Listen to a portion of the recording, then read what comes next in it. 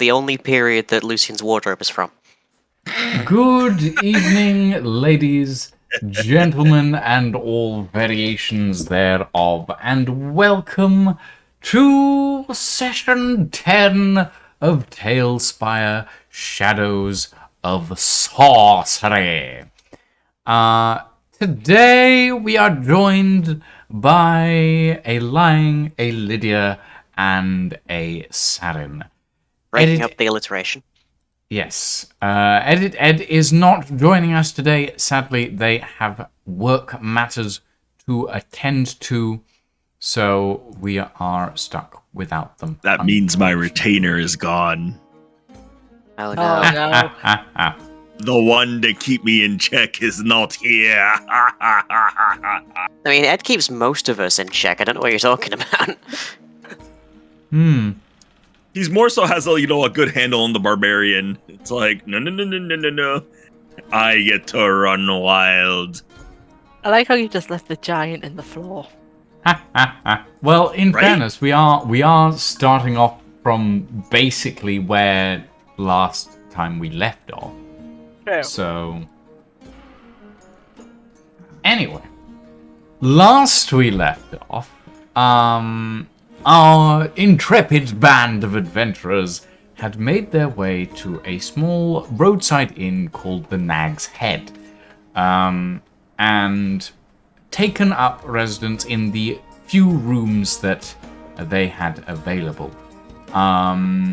Only to be rudely awakened during the night by a group of bandits who were attempting to kidnap them, shall we say. Now, Darren slept through most of this, but Gilk, Ingvar, and Isaac actually had a very tense fight with this group of bandits, culminating in Gilk burying an axe in a giant's knee and watching him fall down a set of stairs to the basement, almost crushing poor Darren, who was down there. So yeah, the thundering thump of a giant almost falling on their head does cause Darren to startle awake, to find themselves on the cold stone floor of what looks like a dungeon. And I'm just going to quickly delete the giant because it's ridiculously large. I wish to take the giant's sword. You wish to take the giant sword. All right. Can you even carry that? Roll me strength. Oh,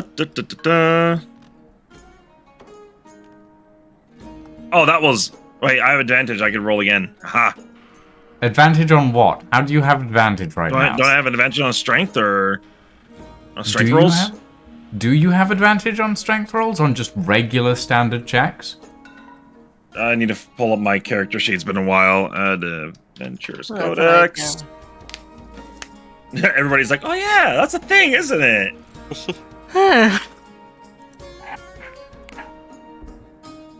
I mean, we could just leave the giant there, and then we have to figure out some kind of funeral procession for him to get me out of it. Because, well, isn't his spell also going to wear off and the sword going to get smaller? Spell? There was not It's exactly a spell there. The only spell here is What you guys blacksmithing skill and assumed I ingenuity. did was enlarge a regular man. In fact, it's actually the opposite that occurred. He was The the large man giant- that went small. The giant dispelled or rather shattered a charm that allowed him to become smaller. So he actually is his regular size right now. Ah. He's also dead, so, most charms wear off upon death. So... Okay, so as I'm being informed, I only get a bonus on strength rolls if I'm enraged. Yes, which is basically during combat for the most part, Um. with a few specific sections, I believe. Okay. Yes, it is. It is during combat. Okay, so yeah, no, you do not get advantage on that. Unfortunately. And a 9 is not enough to pick up the giant sword.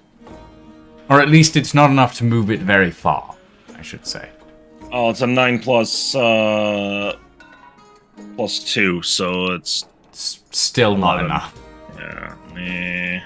I can give you a small hint. Well, I'd say a small hint. You would need to have at least rolled an 18 to pick up that sword. Good lord. Fair. So, yeah. Anyway.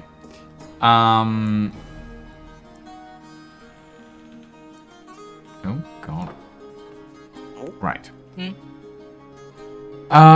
Okay. So, Ingvar, Gilk, you two are looking around at the myriad of corpses that are around you. And as you look behind you, you notice Isaac is currently rifling through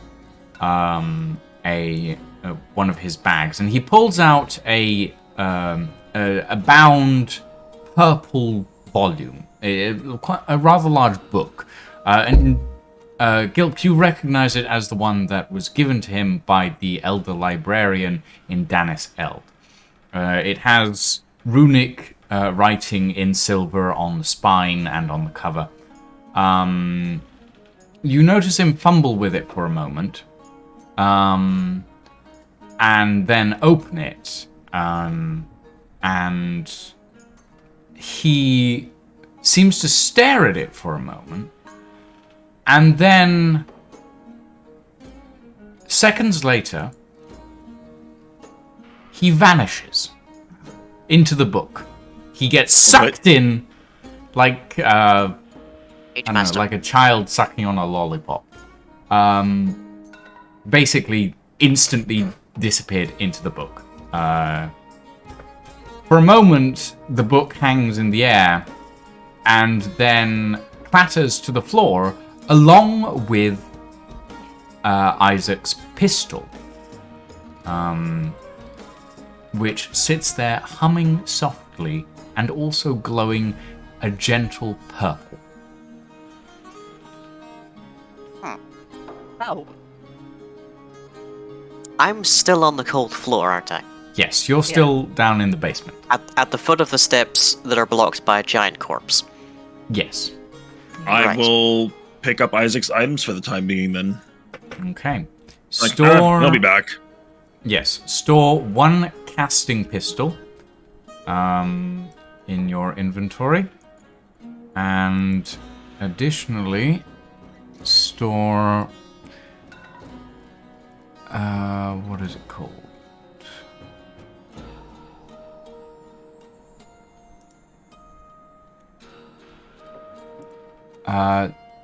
I'll just call it a tome for now. I named it as Purple Glowy Tome. You were taking Purple too long. glowy tome. That's fine. That'll do. I'm not technically allowed to tell you the name of the book yet, so. I'm a barbarian. This is what it's a Purple Glowy Tome and Isaac's pistol. Done. Fair enough. But yeah. Okay, so. Loot the room! Loot the room. Wow, Do you okay. not think they should get rid of the bodies first?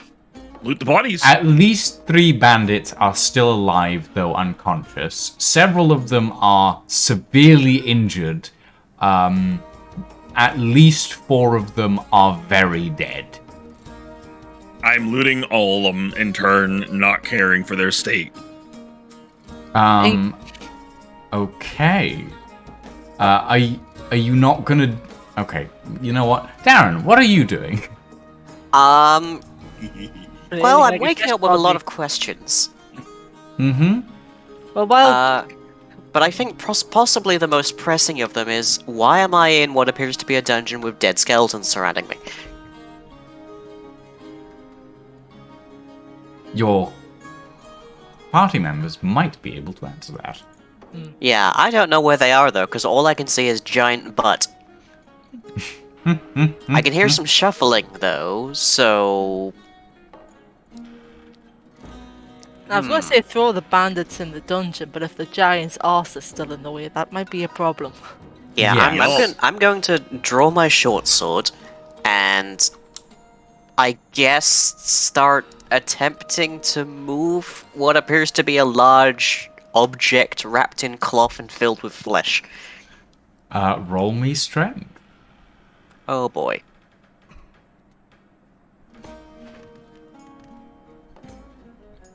Wow. Okay. That'll do. Okay, Right. well, everybody upstairs. The giant's corpse is now gyrating, it seems. Darren, I do have a plus as- 0 on strength, though, so that is still just an 18. Yes, that's fine. You put your short sword between the floor and the giant's mass and sort of counterlever it up a bit, and the giant proceeds to slowly roll down the rest of the steps and comes to a stop at Oh, this is the opposite one. basement floor. He's relatively large, but with a One might little even bit say he's of giant.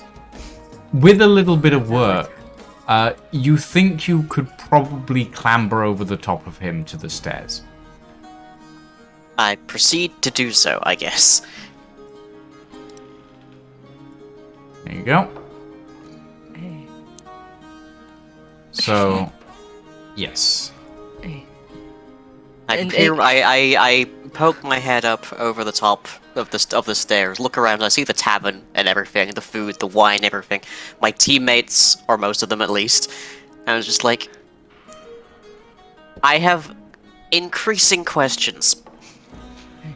I Igvar look over just, my shoulder. Oh. Sorry, go ahead. I was let's- just gonna say Igvar looks over and goes, "Hey, you're finally awake." You missed all the fun! Okay, first question. Why was I just in a dungeon?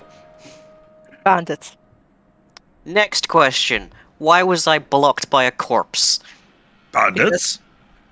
Next question. Why does a tavern appear to have an attached dungeon?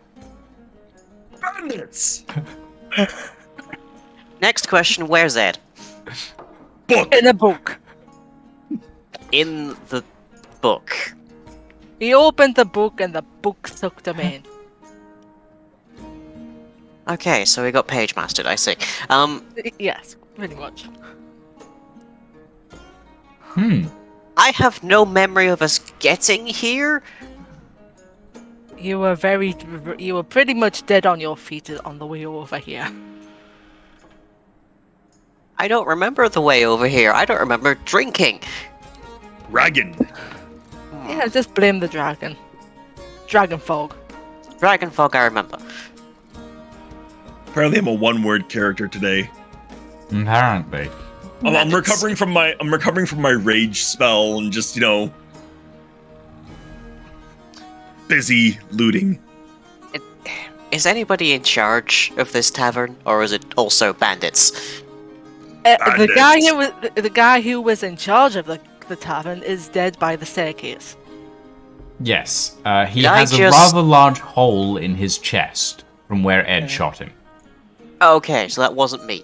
Right. No, you just slept through the entire thing. Huh. Right. You must have been pretty tired. Did he have a second in command? Who do we report this to? The only Bandits one. seem like a thing we're legally obligated to report. Or, hear me out, loot the room, burn the place down. It's an accident. With you, everything's an accident.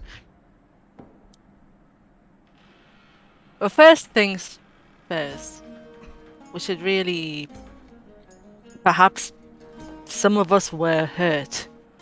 Maybe tend to our wounds first. I take any damage being shoved down the stairs, I'm presuming? You took 2 points of damage. Okay. Igvar's like bleeding from a stab wound or something. I don't know if it was a stab wound or an arrow wound, I can't remember. Well, That is a good I question. will confess I'm feeling a little bit sore. But that could have been from I don't even know what. So, Probably being dragged down the stairs and tossed unceremoniously down into the dungeon. Because they did the same thing to me, except I woke up. yeah, I'm going to presume it was that. I prefer nobody did anything to me while I was out. I know they were too busy trying to stab and shoot us. Honestly, prefer that. Hmm. You mentioned healing. Yes. If I had to guess, I'm at like 80% here. So, So at this point, I Igvar's look at the gonna- casting pistol and I see if there's a healing setting on it. You dare Roll shoot me me with that thing! perception. Roll perception. Roll perception. not to compound racial stereotypes, but Damn. as the dwarf here, I am taking custody of that. For the time being, at least. For the brief moment that you are examining the pistol,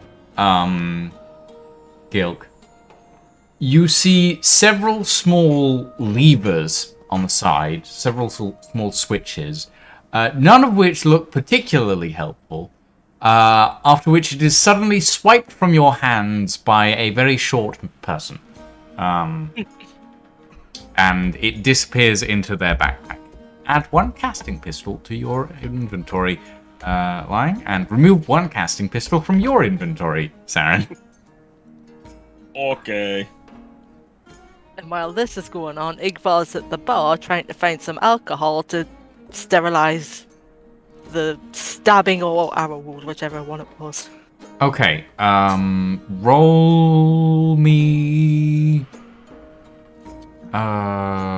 it would be investigation, so... That Yeah. a 20? Yes, on a 20. Ooh. Not bad. Actually, would it be investigation or... No, medicine would be for application, so yeah, Well, one way or the other, it's d20, so 16. So that's 17. You managed to find a bottle of what, at first glance, seems like water. But when you uncork it, it has an extraordinarily potent smell that leaves your eyes watering. Moonshine. I'm What's fairly wrong? certain I saw, like, a safety advisory video at school about this. You all went to school? No, like, legit, actual lying. Like, I distinctly Ah. recall that, like, at, primary school, there was, like, a video of, like, don't drink weird bottles of what looks like water at building sites. It could be acid for some reason. Yeah. Anyway, Oh. yeah, you find what I would say tantamount looks like a bottle of vodka, like for a real life comparison. Ah, I've got one potato of those wine. behind us. Hmm. I've got a bottle of vanilla vodka in the bedroom. Ooh, sounds fancy. Looking around at the less grandiose corpses, how do they appear? Dead. A few of them are simply unconscious. There's at least 1 or 2 that are still breathing. There is 1 that is not as similarly dressed as the rest of them. He seems to be an archer. Well, you think he's standing at the bar, but he actually seems to have his head in a bowl of soup. He And stepped is- through the entire thing as well. You can't tell if he's breathing. There are 3 bodies that are still breathing, technically. There's one by there's one between the door and the other body over there that is still breathing. One of the ones behind Gilk is still breathing, and no, I think that's actually it. The rest are either dead or in the process of dying. I think Sorry. No, I'm just saying. I think the bandit next to the door with the shield's the one I took the arm off. Yes, the bandit next to the door is missing an arm. The bartender has a hole in his chest. The man with many knives, who is over by the back wall, is seemingly missing several fingers and half of his head. Yeah, most of them are dead at this point. I don't The like few it. that I don't like are the scale of events that I severely apparently injured. was unconscious for. I'm gonna gather up all of the people who are still breathing. All of the people I can still identify are living, and tie them up against one of the walls. Okay, which wall? Let's see. How about the cellar where they can't escape? Over here? Where'd you go? Oh, there. Okay, yep, that's fine. So somewhere sufficiently away from open flames they might use to destroy their bindings, I guess. Ow. You say putting them next to a lantern. That'll be above their heads. No, okay, yeah. I'll at those least two know are if I try still something alive. cautious there. Everything else is, well, everyone else is Excuse me. very Alright, dead. bodies to the basement. Bodies people to the to the wall. Looting. Yeah, Okay. you can loot them. You can loot them before you throw them in the basement. Sounds good. All In the right. meantime, Igvar's gonna poke the guy in the butt. Are you okay? The guy with his head in the soup. Are you okay? The archer, his body sort of slumps to the side and then slides off the counter. He is dead, and his face has turned the color of the soup that he was in. So, kind of purple. God. I think that's a basement person. Sorry. So, yeah. I could just. Oh dear. I think there's. I don't. Can I take his arrows at least? Yes, you can take his arrows. We do have a dungeon nihilist, but I don't know that we have keys. And also, having just personally woken up in there, I don't know that I necessarily want to inflict that on anyone else. Okay. How's his bow? Is this better than yours? Right. Each of you roll... Actually, no. Quick question. Who's going to want to loot the corpses? Me. Yeah, probably Saren. Saren. Anyone else? I'm just. Anyone still want to looking- assist? I need to establish ownership of this building before I start looting everybody in it. So The owner is dead, and so is everybody else. the practically. bartender is dead. We don't know who else owns this place. It could be joint ownership. They could just be landlords. You know. Like I don't necessarily want to go down for being like. Well, if it was the I- giant, he's dead as well. Also, basically all of the bandits that you've named to me are dead, so, like, it's whose word is it here? You could ask the one that ran out the door. I don't know While if he's you still out there. while you two are bickering, Gilk starts rifling through the pockets of some of the bandits. Roll me a investigation check, Saren. Perception, basically. Against the... Oh, come on. The first bandit, the first few bandits that you rifle through, you find about 15 copper coins and a small silver ring. Nothing particularly valuable. But I am adding those to my inventory anyway. Mm-hmm. And a small silver ring. Yes. It's probably worth maybe 5 silver. If you were to sell it. Which is probably something that you'll want to do at some point, because it doesn't seem to be good for anything else. Okay. Var, could Added. you pass me that noxious substance that they call wine over there?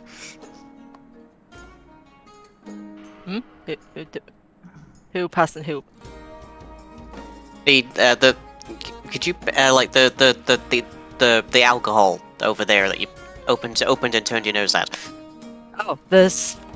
Yeah, here. He holds out the bottle of questionable liquid. Alright, I'm going to take that and sort of attempt to rouse these two as like a smelling salts, as it were. The first... We have, to be clear, we have tied them up, right? I would have... Yes, I would assume that you have tied them up, since you did tell me you wanted to tie them up. Okay, it's just we hadn't rolled anything, so I didn't know if I had made a competence check on that. Well... Just, it's like, I wake Tying them someone up up and they isn't exactly immediately hard. loose their bonds and run out the door. Would not be very helpful to me. The first one, you wave the bottle under his nose and it doesn't really do anything. He's stone out cold completely. The second one gets roused groggily from his knocked out stupor. He has several cuts along one of his arms. He has what looks like a stab wound in his shoulder, and he's got several nicks along his face. He also has quite a lot of scars. But he rouses nonetheless. He doesn't seem to be particularly enthused at being tied up right now. And he grunts at you. Hi, nice to meet you. I'm Darren. I have a few questions for you. Got nothing to say. Well, that's awfully unfortunate, but not to worry. I'm sure we can come to an arrangement, I say, as I slap him on the injured shoulder. The bandit winces in pain and grits his teeth. And then just as I grip the shoulder, see, I've had a very rough morning so far, just steadily increasing pressure on the shoulder. The bandit whimpers. And you know, I gather you've had a bit of a rough time yourself, so maybe we can help each other out a little bit here. At this point, the bandit is very silent, but he has tears in his eyes. Hey, He Ron, seems to... Very good. Darren, you might want to loosen off a little bit there. Let the man speak. Oh yes, sorry. Take my hand off his shoulder and trade places with Ingvar. Good cop, bad cop scenario, I guess. The bandit sort of gasps and goes, "What do you want? What do you want?" Well, let's start with the obvious. Who owns the place, and are they still breathing?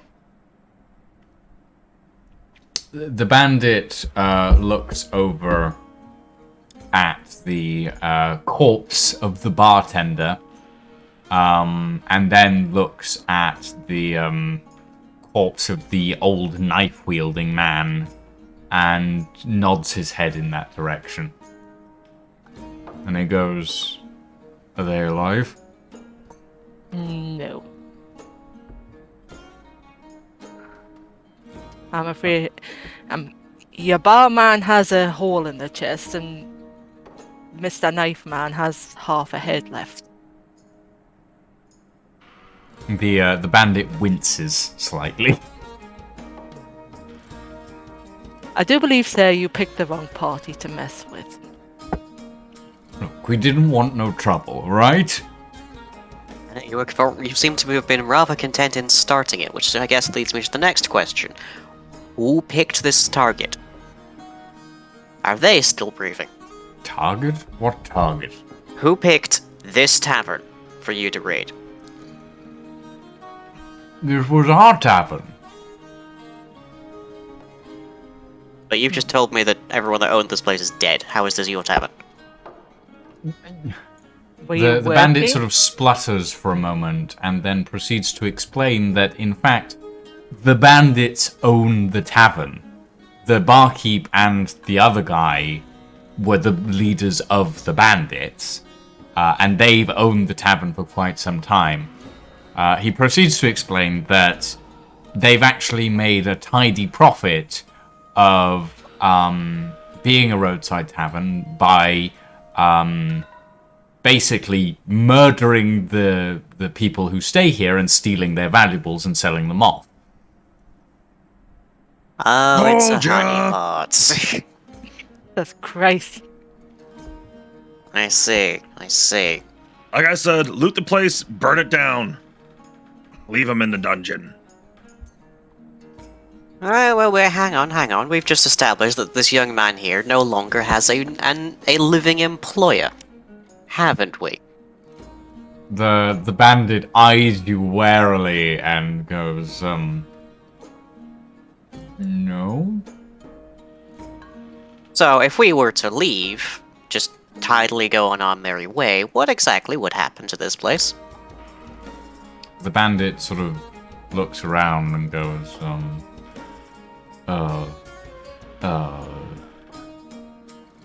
I could take care of it? He seems hesitant to say so. Then, so you'd be running the tavern then? Would you still be looting everybody that came along? He picks his next words very carefully and goes, no? Well, I think we might have a business opportunity for you then. Something a little bit less, painful, shall we say? The bandit sort of eyes you with apprehension. How But about this? You run the tavern as a tavern. You don't have to give everyone room and board, but just put a few coin towards some decent booze and some not terrible beds. I'm sure everyone will thank you on this road. And every now and then, we'll just stop by, take a little bit of a cut off the top, maybe, and just make sure you're treating all of the people here with kindness and respect. And in Upon hearing exchange, this, we never you have to feel- fight you again. Upon hearing this, you hear Gilk's heavy footsteps approaching behind you. And it is not a stance he's had before. No, is all you hear from him. No? Why no? What no? These bandits have been looting and killing people for God knows how long, and you wanna just let him run the place? Oh no, I want to rehabilitate them. They can repay their debt to society by literally repaying their debt to society. The only way to rehabilitate a bandit is at the end of a stick. Oh, a broom! Yes, there does seem to be some cleaning up around here to do.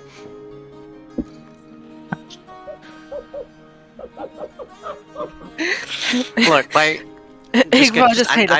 going to His take arms. Gilk aside as much as I physically can. He's not gonna let him. Yeah, I figured as much. Look, Gilk, there has been plenty of bloodshed here today, by the looks of things. Admittedly, I wasn't entirely party to it. I was unconscious at the bottom of the dungeon. By the way, we can probably make good use of that as a wine cellar. It's very cool. But Oh, great! Do Someone you- to stole the bodies. we may have a disagreement on exactly how justice should be meted out, but I don't believe it should be with blood for blood. You can see Gilk getting visibly angrier as Darren is speaking. And he reaches for one of his javelins. And Igvar just Now, hides behind hold the bar. on now. This is going to be, in this instance, this is going to be a situation where it comes to a battle of wits.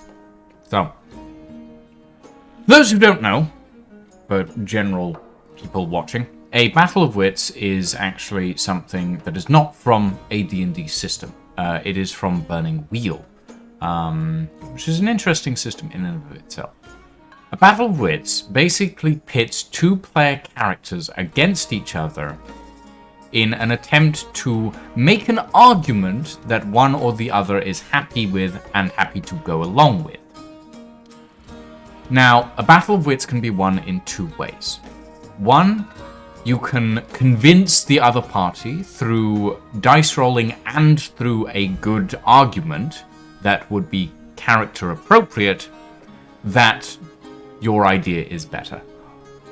Or you can come to a compromise.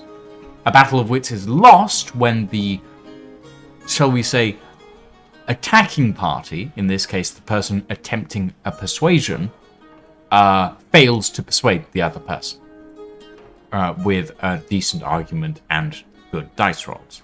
A compromise exists when the person on the attack and the person on the defense actually, through a series of dice rolls and dialogue, actually come to an agreement on how they should proceed. This situation warrants a Battle of Wits.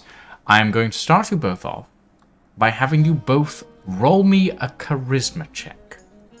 Oh boy.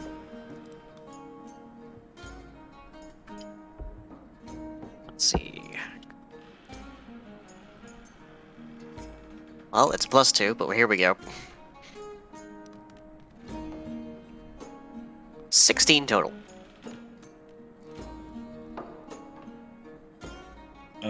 13 total. 13 total. Okay.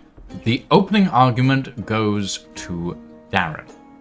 You get 1 charisma roll and an opening dialogue to state your case to the barbarian who is bearing down on you with a javelin.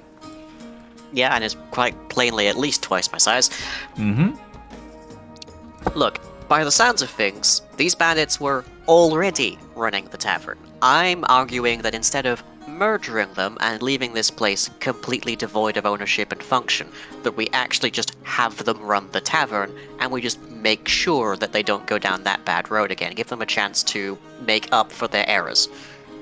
Now roll me that charisma. How long is my luck gonna hold out? Oh. Pretty well, 20 total. Okay. Make sure you're dirty deleting 20. your old dice. Yes. Dirty 20. Okay. Gilk. Darren's argument, as insane as it seems to you, does give you pause for thought. You may now formulate a response. While this is going on, Igvar's just kind of creeping down and swiping the bread off the counter. He's Add hungry. 1 loaf of bread to your inventory. Thank you. And how will you ensure that they stay on this path while we are out and about? What is to say that they will not just pick up and reestablish somewhere else where it's out of your view? These bandits have no honor, and you wish to take them upon their word? Roll me wisdom, Gilk. Your words Why are wisdom? wise. Roll me wisdom with advantage. Barbarian is rolling wisdom. Oh god. Oh Oh, bloody hell. God. Okay, so the 19, flat 19. Okay. Darren, the barbarian's words take you aback a bit.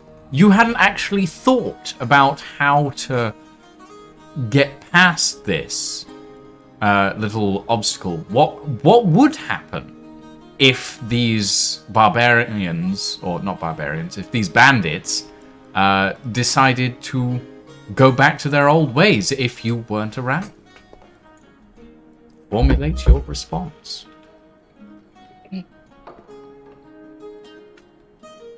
Well, 3 of you managed to completely dismantle their entire operation. I presume I'm correct in that, looking at whatever's behind, whatever's around me, Yes. because I certainly wasn't involved. So, how about we keep some tabs on the place? That won't cost us very much in the way of money or time, and if we hear anything untoward, or say our cut doesn't happen to show up in the post 1 month, we come back and we make sure that this place is empty by the time we leave. If they have any further, let's say, discretions, then we'll go your way. You have issued a proposition with violence. Roll me charisma with advantage. Oh, thank God.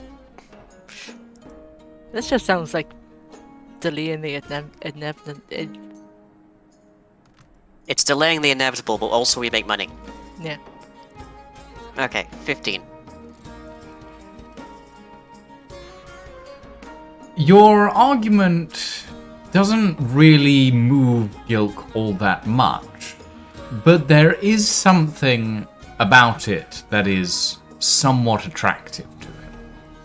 Gilk, you have your final response. We get money, and we get a place to stay whenever we need it. Potentially full of people we can beat up. You want money? Loot the place and sell it. These bandits are not trustworthy. You have not lived in their hospitality as I have. You have not seen the horrors that they commit. They will I tell woke you- up on they a will- dungeon floor. And I woke up with my village burned to the ground and shackled. Roll me charisma with advantage, Gil.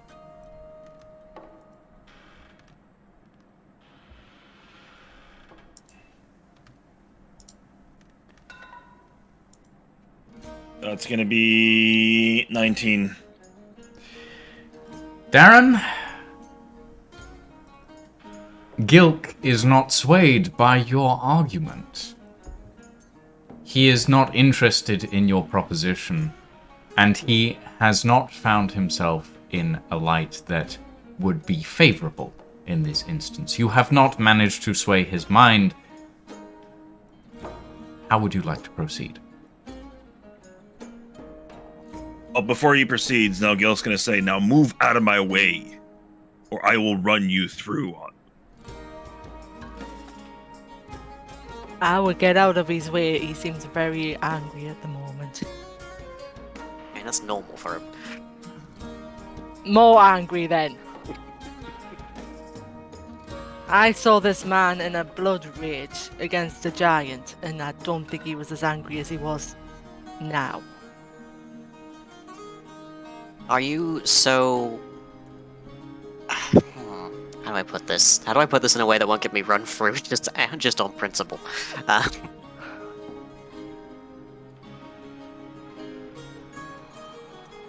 Right now, I'm stood in front of an overbearing force that wants to kill someone who is plainly helpless, who could quite easily otherwise provide safe shelter for others.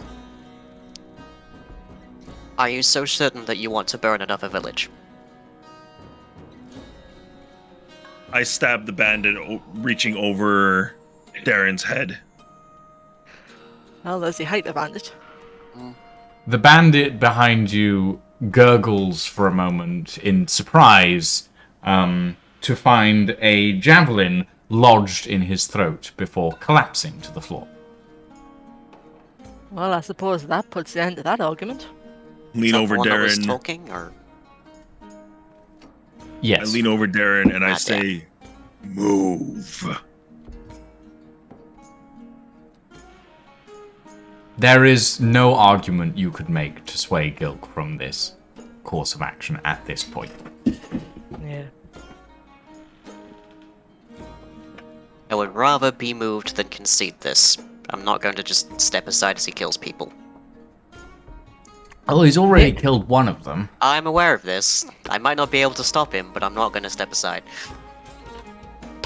I mean, in fairness, they did try to kill us first. Lots of people try to kill us. That's kind of just the name of things. We don't murder people indiscriminately. Right now, they're helpless and tied up on the floor. Well, he is helpless and tied up on the floor. Indiscriminately.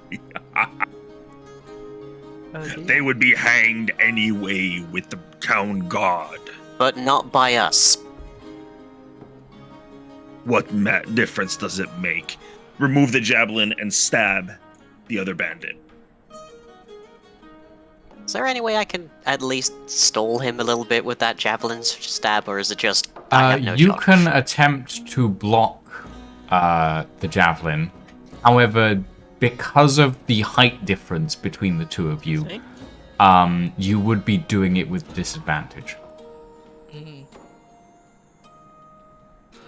I'm gonna try. I'm gonna try. Okay. Sarin, roll to hit, and Darren, roll to block. 7 and a 3. No. 3. I roll a 9. The javelin spears over your head and into the second bandit, whose body jerks for a second and then falls to the floor, lifeless. At least he went in his sleep.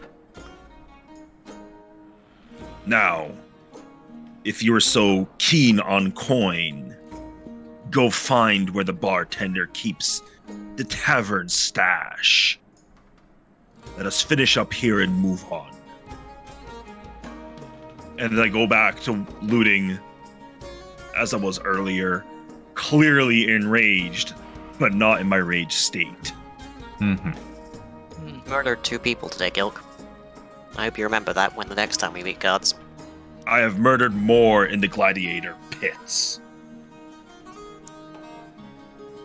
Okay. Not in a tavern. Right. Ingvar, Hello. roll me d20 for investigation, please. Since you have been rifling through the tavern for... Oh, good lord. A little Right. distracted about what was going on. Yeah, Just a little bit. You have managed to find a lot of stale bread. There's a lot of stale bread under the counter for some reason. Pity we killed the people who were supplying it. We could have gotten something fresh. So I've got 1 fresh loaf and about a dozen stale loaves. Yes. Actually, it's about 3 dozen stale loaves. It's a pity the chicken's no longer alive. I would have fed the bloody stale bread to that. We killed the chicken? How did we kill a chicken? Gilk killed a chicken by throwing a knife through a window. That was an accident. That was an Oh, accident, yes. that was an accident, I see, right. I'm just going to put the bread back. I don't want that much bread. It Fair can enough. stay there. Fair enough. So Right. So at this point, he's going to wander towards the kitchen. Okay. Darren, in the meantime, what are you doing? I'm just gonna pour myself a drink of something lightly alcoholic, I think. Okay. This has been roll- this entire situation has been the thing that I have been woken up to in like the last 20 minutes, so I am getting a drink. Mhm. Just don't drink the liquid. I need that for wounds. Sure. Thank you. Not sure how many people are gonna be needing treating them. Roll me. There's not really. I'm annoyed that there's nothing that I can have you roll for luck to see which bottle you get, but I suppose investigation will do for that. Investigation then? Right. Mhm. Skills. Wouldn't that be like... 50. Probably say perception or insight. Perception, more- investigation comes under perception. Is my main thought on it. Mm. You peruse the shelves behind the bar and come across a small bottle which holds something that, when you uncork it, smells minty. And its coloring is a rather vibrant green. I'm just gonna dub a bit of that on my finger and just see how it tastes before I take a swig of this thing. It tastes... For all I know, this is cleaning fluid. It tastes intriguingly sort of... How do I explain? Aniseed. There we go. It tastes a little bit like aniseed, like licorice in some ways. Very sort of gently licorice. D100s help with luck since you can just decide a percentage count out of 100% they have to hit. Also There you we're go. however many hours and counting, gotta go back in, but wishing you all well from the burning hellscape. Good luck with work, Ed. Good luck with work. Yeah. Also, if you're still listening, Ed, you've been sucked into a book, and we're gonna do a one-shot about it at some point, so good luck. I'm gonna pour a glass and just Down it. sit at the bar, just not being terribly happy with this wake up. Mm-hmm. Right. Ingvar, Hello. how are you finding the kitchen? I'm just. Through the door, obviously. God damn it. Mm-hmm. Well, I'm looking around the kitchen. There's drawers and pots and pans and everything in here. Would you like to search the kitchen? Bearing in mind that what you'll probably find in here is mostly food. As long as it's not steel. Roll me investigation.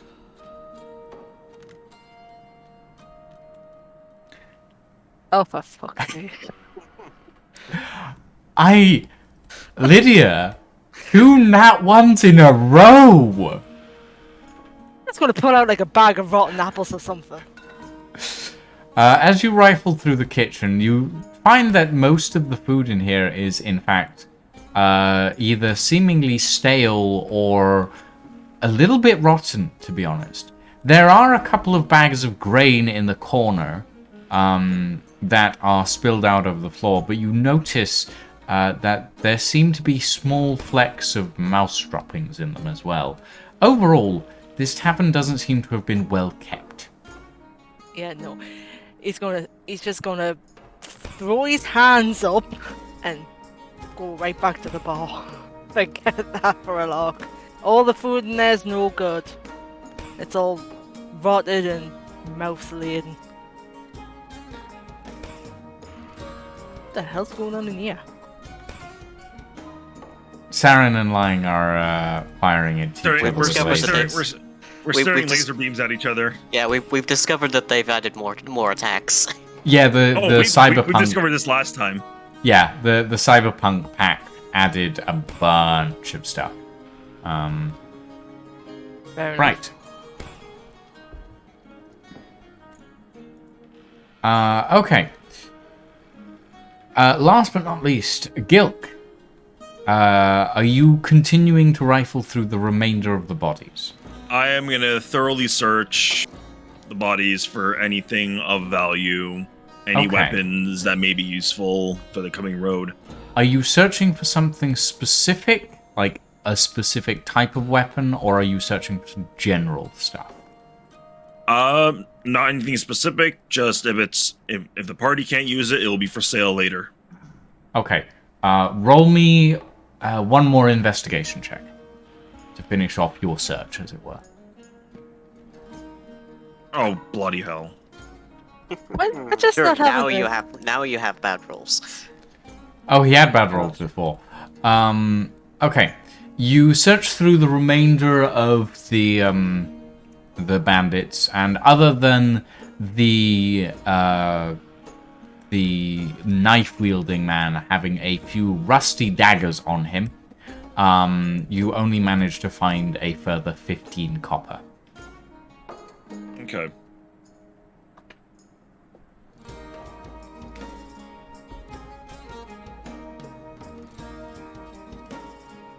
Is Darren just passed out at the bar at this point? Not passed out. Just Leaning against the bar. Okay. So, you guys have thrown the rest... have you guys thrown the rest of these people down into the dungeons at this point? Or the rest of these corpses down into the dungeons? See when Gilt's just been throwing them and Okay. it's been going. Fair enough. In which case, goodbye to the bodies. Right. So, the only place left to search, realistically, is the dungeon. But you guys have just thrown like 7 corpses down there, plus the body of a giant. I have no aversion to it, so I will search. You will search the dungeon? Alright. Yep. Roll... I was just going to say Ingar could follow him down. It smells down there now. Never mind then. Yeah. Here's a trick. Take some cloth, pour some of that sweet liquor on it, wrap it around your face. It'll mask the smell. It smells like chloroform. Roll me one more investigation check for the dungeon. Oh, bloody. I wasn't even roll. It just dropped as I was trying to pull it out. I'll let you re-roll that one. I'm gonna step outside and get some fresh air while this is happening.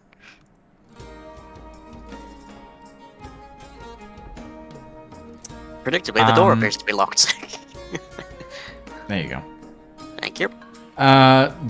You head down into the dungeon, but all you really manage to find are a few bits and pieces from, like, previous owners. If the bandits had been keeping anything in the tavern, they either moved it recently or they have a stash somewhere else. Because there isn't anything of particular value down there. Other than bones. You could take a few bones if you'd like. What about the upper levels? Is there anything to check up here? Other than the rooms that you were in earlier, no. We need to recover anything that we left behind in the rooms as well, so... You haven't left anything in the rooms. The bandits were carting your stuff down as they went. Okay. What about the back, the chicken coop? Can I explore the outside to see if there's any, like... Yeah. You can explore the chicken coop.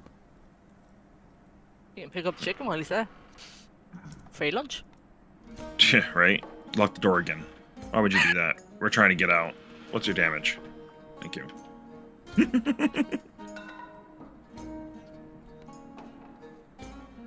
Oh, hey, there's a donkey.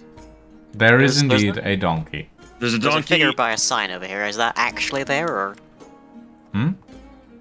Oh, no, he's not there. Well, technically, he's somewhere else. Hold on. I will take the cart, hook it up to the donkey, and take the donkey with us as a hauler. Okay. Hold on. Roll me animal handling to see if the donkey is even interested in being hooked up to anything at this point. Okay.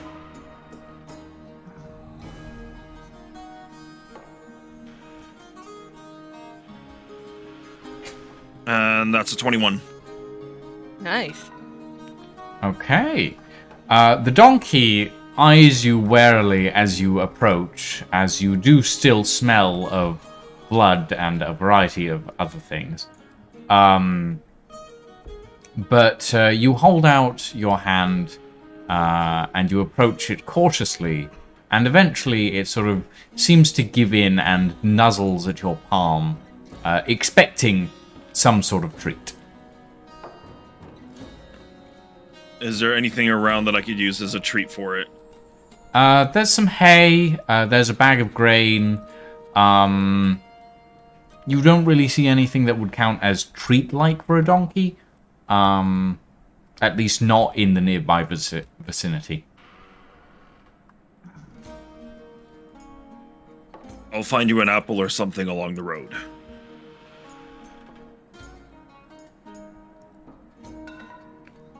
Okay. So yeah, you have a donkey. Did you say you wanted to try and hook it up to the cart? Yes, so that could be. I mean, there is a cart there, so we might as well use it for hauling anything that we find, or just Well, have the it as donkey, extra storage.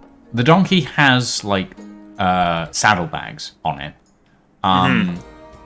There doesn't seem to be anything that would help to hook it up to the cart. The cart seems to be a hand-pulled cart anyway. Okay. Then so- just the donkey it is with the saddlebags. Just the donkey with the saddlebags? All right. Yeah, there is also, you notice, as you look around the area, a rooster, a chicken, and a chicken corpse in the backyard.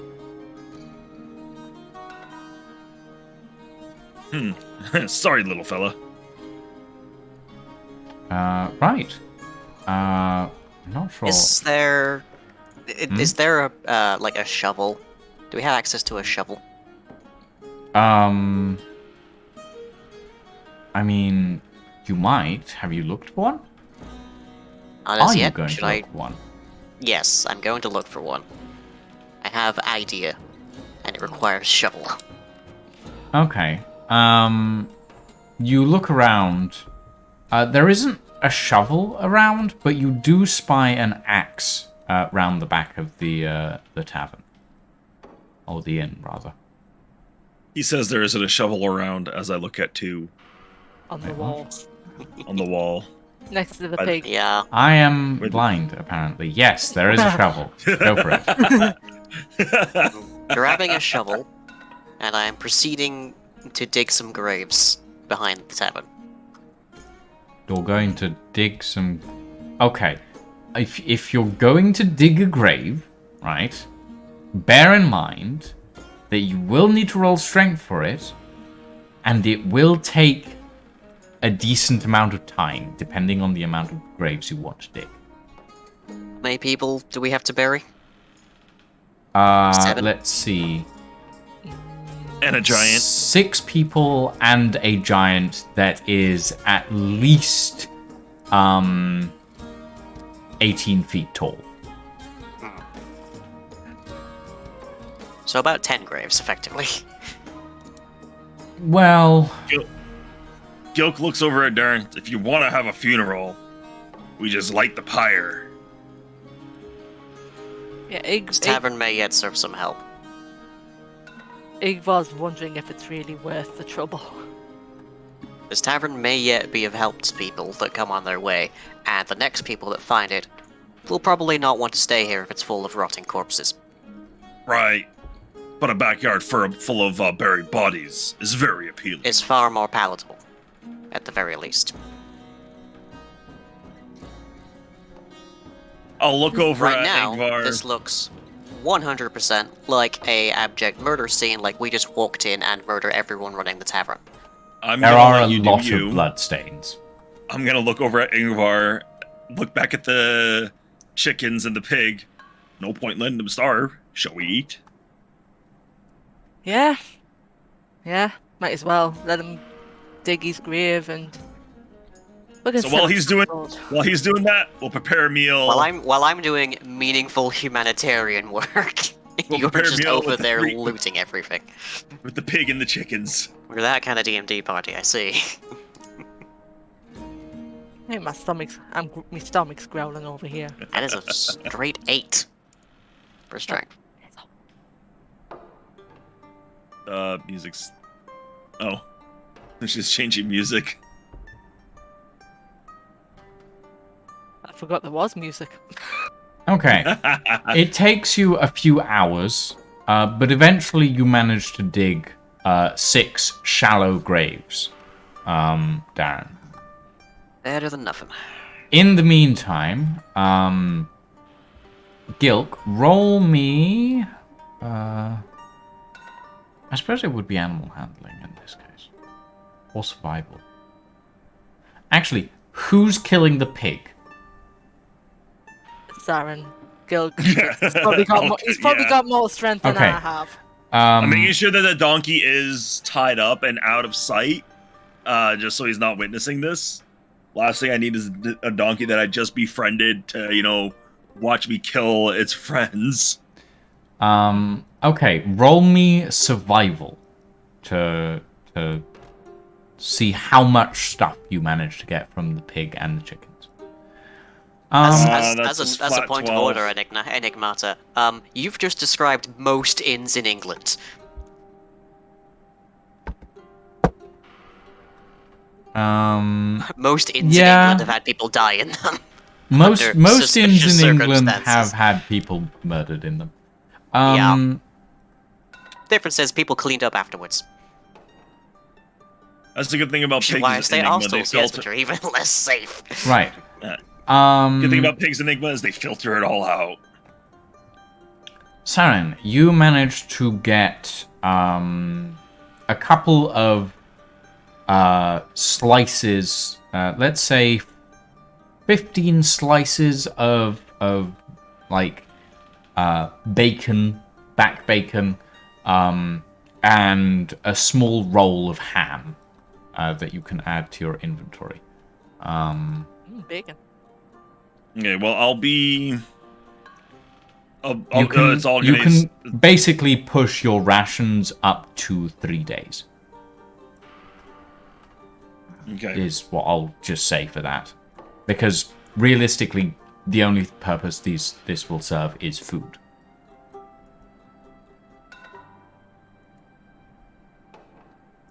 And realistically, Lydia, you can push your rations up to 2 days because of the bread, and you can just remove the bread. So.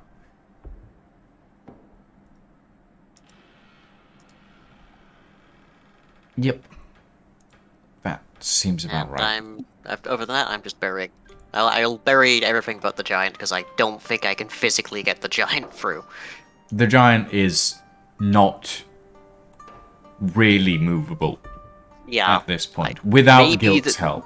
Maybe the front door would be big enough to get him through, but I don't think the back entrance is. Yeah, no. Right.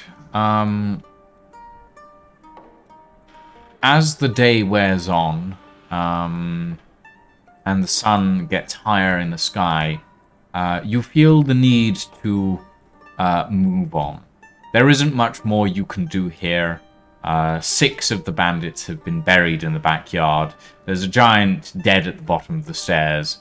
At this point, you're pretty much exhausted, Darren. You've been digging graves for a good 6 hours now. Yep, that stands to reason. So yeah, what would you guys like to do? You have acquired a donkey, so be happy about that, I guess. I'm gonna take one more drink, and then lie down in the cart. There is no cart. You have a donkey. You do not have a cart. You could try riding the donkey. I guess sworn we had a cart. Didn't we start with a cart? No, you did not. Ah. Well, then I'm just going to lie down by a tree in the front of the building. Okay. What are the rest of you doing? Igbar's wondering if he should just go back inside. Oh, I was going to say and shut the doors, but the doors are already shut. To the basement. Yeah, very, very convenient doors, actually. They shut right behind you. The amount of enchanting that must have taken.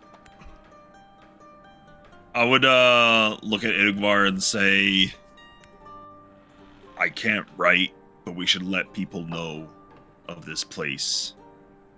Put a sign out front or something. Speaking of signs out front, is there a name on that sign just to my left? It says the Nag's Head. Right. That is the name of the inn. I could write the sign just saying closed for refurbishments or something. Temporarily shut. Hmm. And we can let the authorities know of, Yeah. in the next town. And they could send someone to check it out later. Yeah. So, do I have I got paper on me or? Use the wood and charcoal from the fire pit. Use a board and a charcoal Alright. from the pit. Right. So he's gonna grab a board, grab some charcoal, and write on the board. Then, And then we'll slap it on the front doors. yep, best plan. Okay. Roll me. What would this be?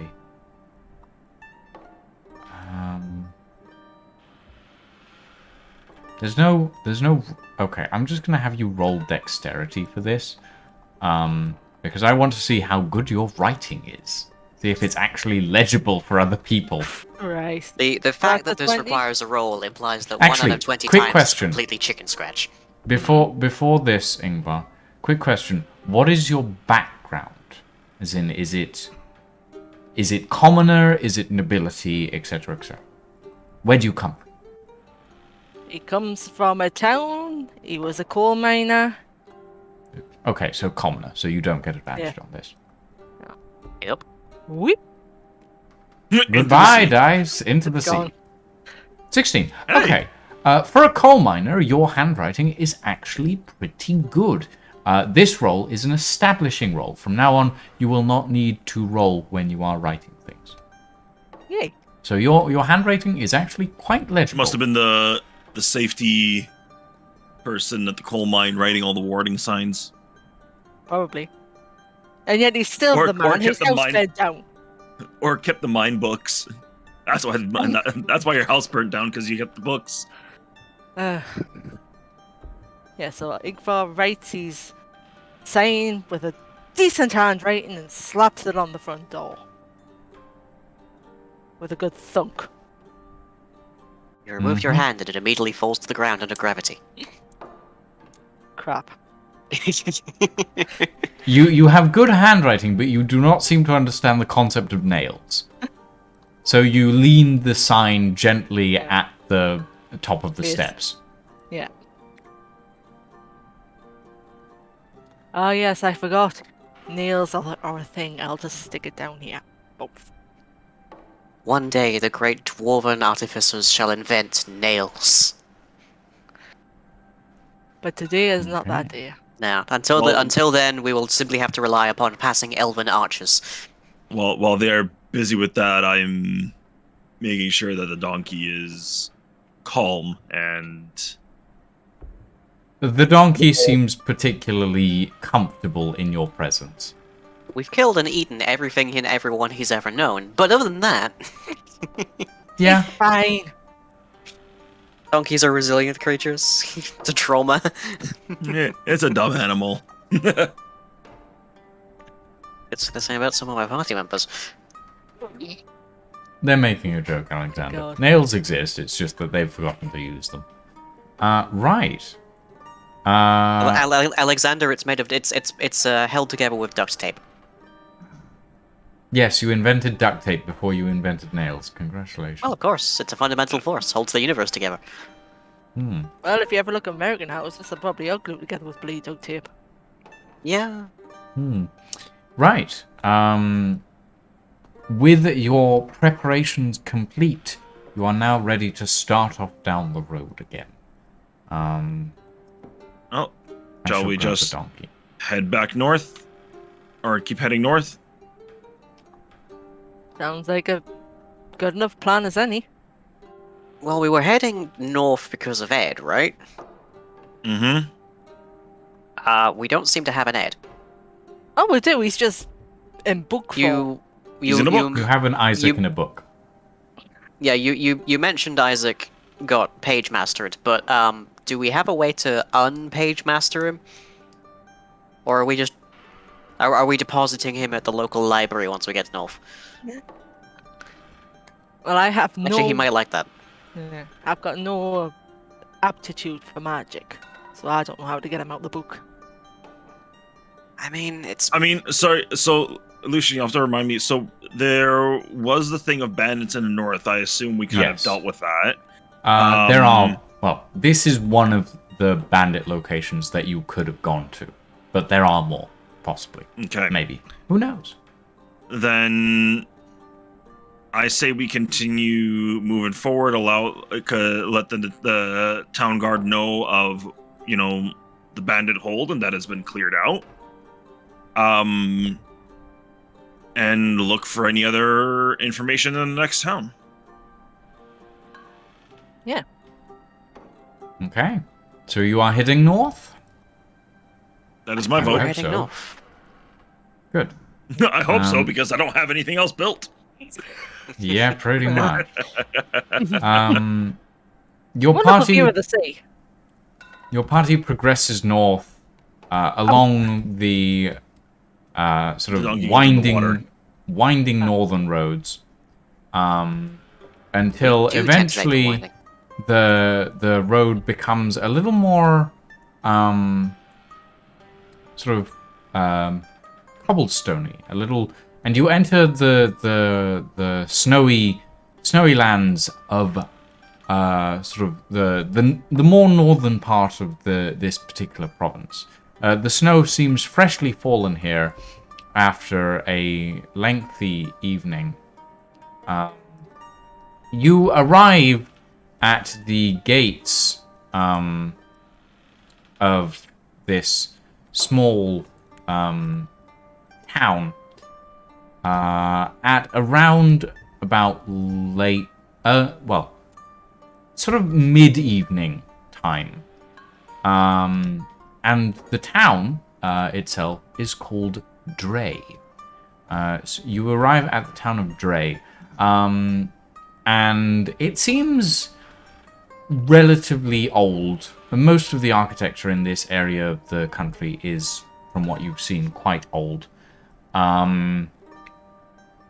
Generally, sort of well kept, but definitely not in its prime. As you enter the town, hold on, do we have all of you yet? All of you here? I'm stuck in the ocean and I can't get out. You're hold on. Use control to raise your character's altitude. I tried that. I ended up with his head sticking out of the ground and he wouldn't go any further. I've got you. Thank you. There we There you go. God has rescued you. Hello. Yep. Come on.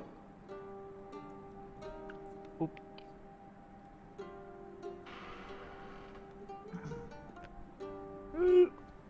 I There just we saw go. something hovering through the streets. It's Yeah. probably nothing. Don't worry about it. Oh, it is. Are there any Uh, guards at the gate? Yes. As you walk through the gate, or I'll walk up to the gates of Drey, you notice two guards posted on the battlements above the gate. And one of them calls down to you and goes, "Oi! What business do you have in Drey?" We are adventurers seeking an inn for the night. The guard goes, "Adventurers, eh? Then you must have some coin. You know there's a tax to be paid when entering Drey." Is Now there that's now? a crime for justice. The guard goes, "Yes, yes. We many merchants come through Drey, and they must pay a tax as well. But adventurers, you usually have many coins and very little, shall we say, necessity to spend on. So the tax is higher." I don't know what adventurers you've been talking to. The guard goes, "Well, adventurers in general, you know, the rumors." Do I look like somebody who has a lot of coin on them? Do you expect that anyone of wealth would arrive at a town with purely a donkey and not a single horse or cart? We didn't even set out with this donkey, by the way. The guard suddenly squints at you suspiciously and goes, "Not your donkey? What did you do? Steal it?" Rescued it. Rescued it? Well, that sounds like a fine and dandy thing to do. Well, that is, if it is your donkey. He is now. The guards are now squinting at you suspiciously. I'm just gonna back away here and hope that they're sufficiently distracted to the forward areas that don't notice me blending in with shadows. Do I have to roll for this? You will have to roll stealth. Oh, goody. Oh, fun.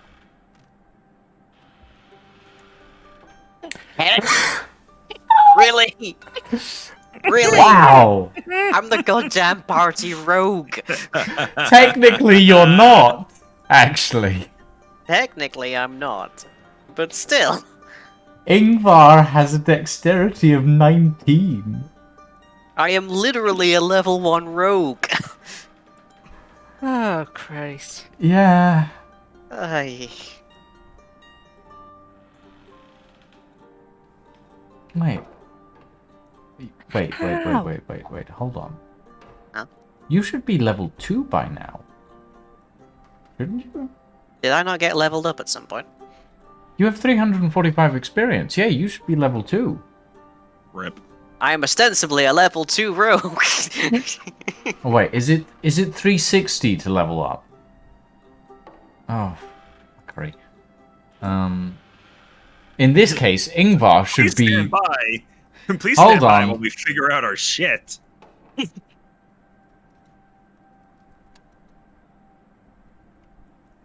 Igvar's just trying to distract the guards or something. Hold on.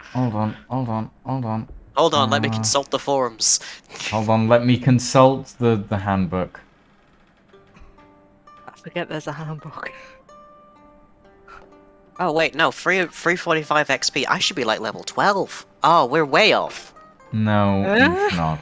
Okay, No. here we go. Yeah, you both, Darren and Ingvar should be level 2. But when I said, do you guys want to go through the level up system with me, you guys said, no, we'll do it on our own. So, yeah. To be fair, nobody asked me because I joined in late. Yes, you did. That is fair. Yeah, both of you should be level 2 at this point. So, yeah. It's So fine. Okay, so let's see. Level 2 rogue ability. I got advantage on all stealth checks with a +4 modifier, so I should totally be completely fine, right? With a nat one? Yeah. With a nat 1? No. No, you won't.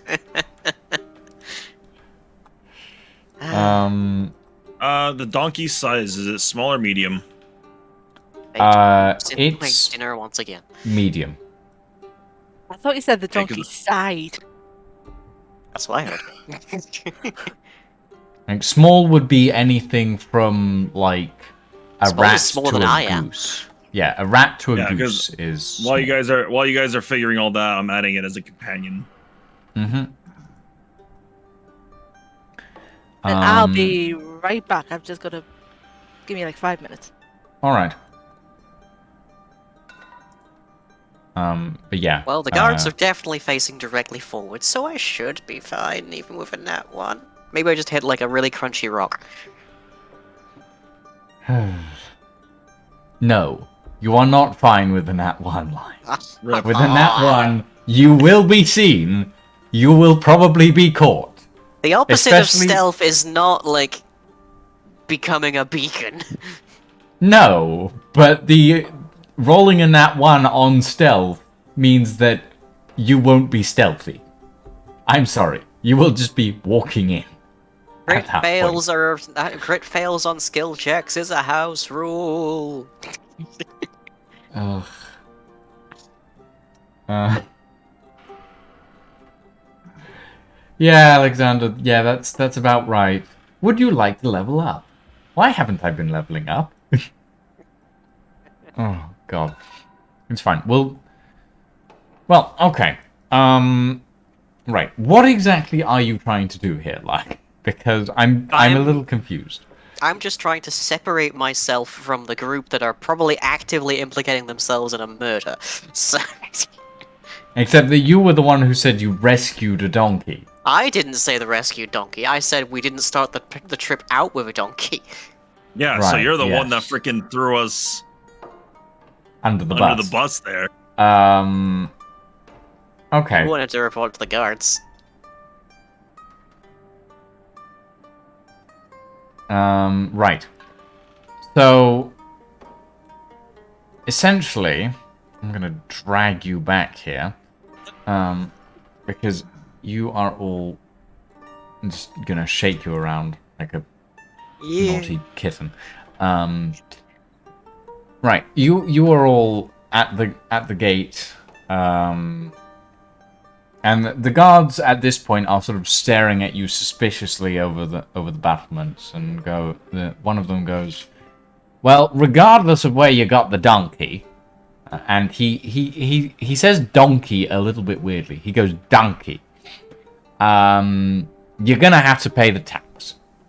And the other one goes, yeah, you're gonna have to pay the tax. And at this point, the sort of ruckus has drawn some of the other guards from other parts of the battlement, and they're sort of staring down at you from the corner of the towers and stuff. And who gets this tax? Oh, the town, of course. Tax goes to the town.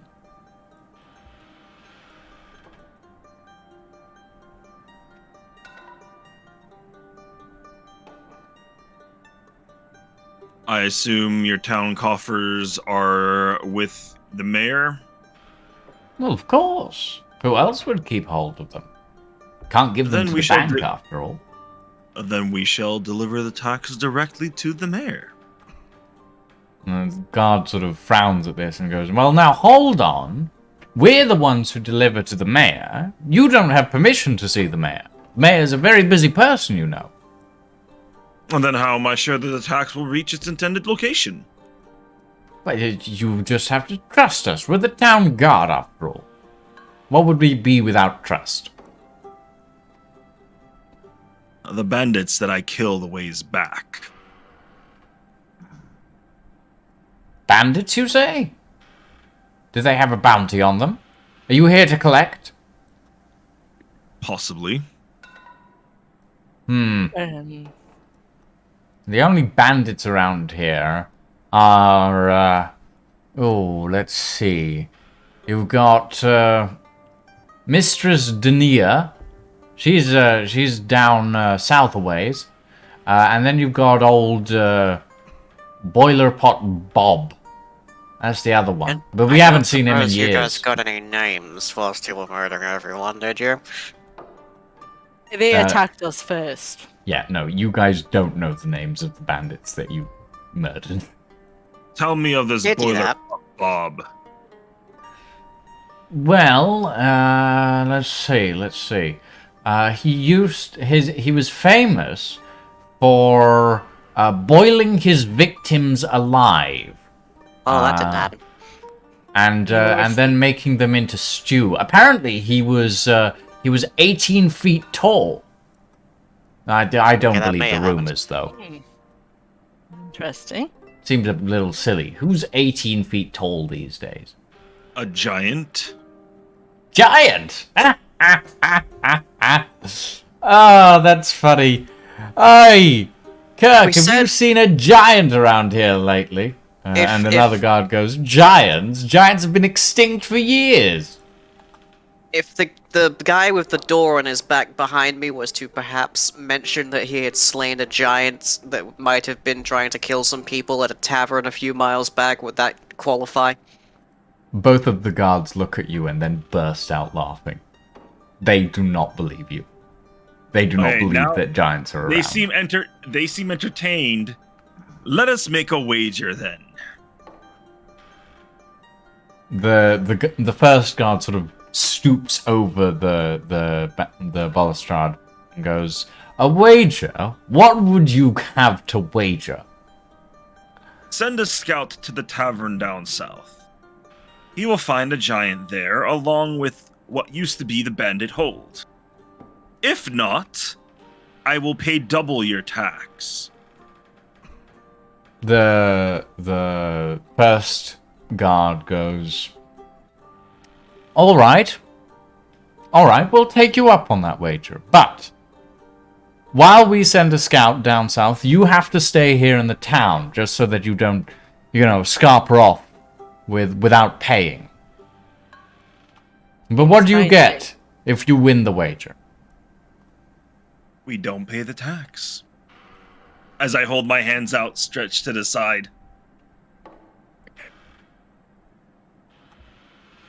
The guards sort of consider each other for a moment, and let's see. Ingvar, roll me perception very quickly. 20? Yes. Okay. From down below, you can't quite hear what they're saying, but you do catch whispers of giant, and none of them exist. And the occasional bit of, but what if? And finally, one of them turns down and goes, All right, we'll take you up on that wager. We'll send a scout. Send a scout to this inn. What's the name of this inn? Hag's, what was it? The Nag's Head, I believe it was Nag's called. Head. And the guard goes, All right. In the meantime, why don't you lot head on into town and find yourselves a place to stay, and we'll get a scout down south as soon as morning light breaks. I would suggest sooner rather than later, should there be any wandering companions of theirs that return and find their party missing. Mm-hmm. And the guard goes, We can't send a scout out at night. Who knows what might happen? What are you afraid of? Giants? The guard sort of scowls Well, if we're not at you. pulling his leg. Yeah. And says, Head on in, just stay out of trouble, eh? Yes, sir. And you have... I will find the nearest inn with a place to hook up the donkey for the night. Okay. So the nearest... Well, there is a stable in the sort of... in a wall that you notice as a place to hook up the donkey. Okay. The first inn... Is there anyone nearby where I could speak to for? Yes, there is. Give me a second. Wait for To me. give you an NPC to speak to.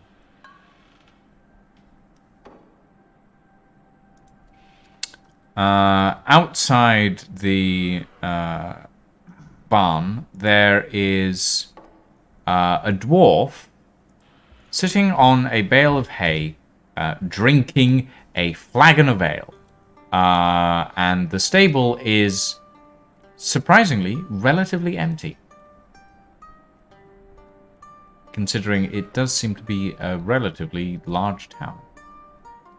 Perception check. Do I recognize the dwarf? You do not need a perception check for this. You do not recognize him. Oh, thank God. Okay. My good man, can you spare a moment of your time? The I'm dwarf still going to be kind of discreet here. turns to you and goes, What's that? Can you speak up?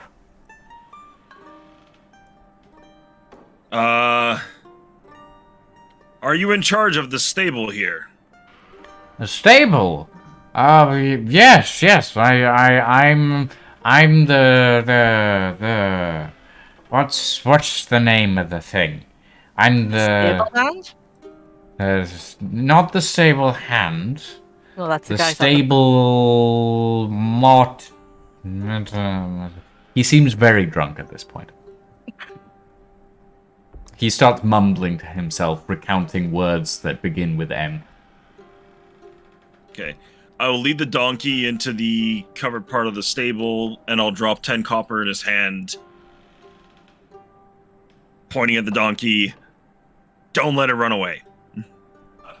The stable master, which he has finally remembered that he is in fact the stable master, squints at the coins, bites one, and then goes, "Well, I'll see her properly saddled and armored." And then he sort of slumps back against the bale of hay next to him and takes another swig of ale. I'm sure as long as she's tied up, the donkey will be fine. Yeah, and I'll make sure it has... It's well prepped for the night, at least. Yes, I don't think our dwarven friend here will be much help.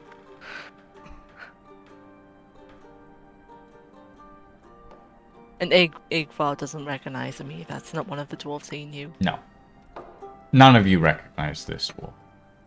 Alright, then I guess we'll find an inn. Mm-hmm. Unless anyone else wants to get up to anything. Oh, finding it worked out so well last time. Well, we are going to take a quick 5-minute break, I think. And everyone go grab some snacks, go grab a drink, take a toilet break, and we'll be back in 5. Sounds like a good idea.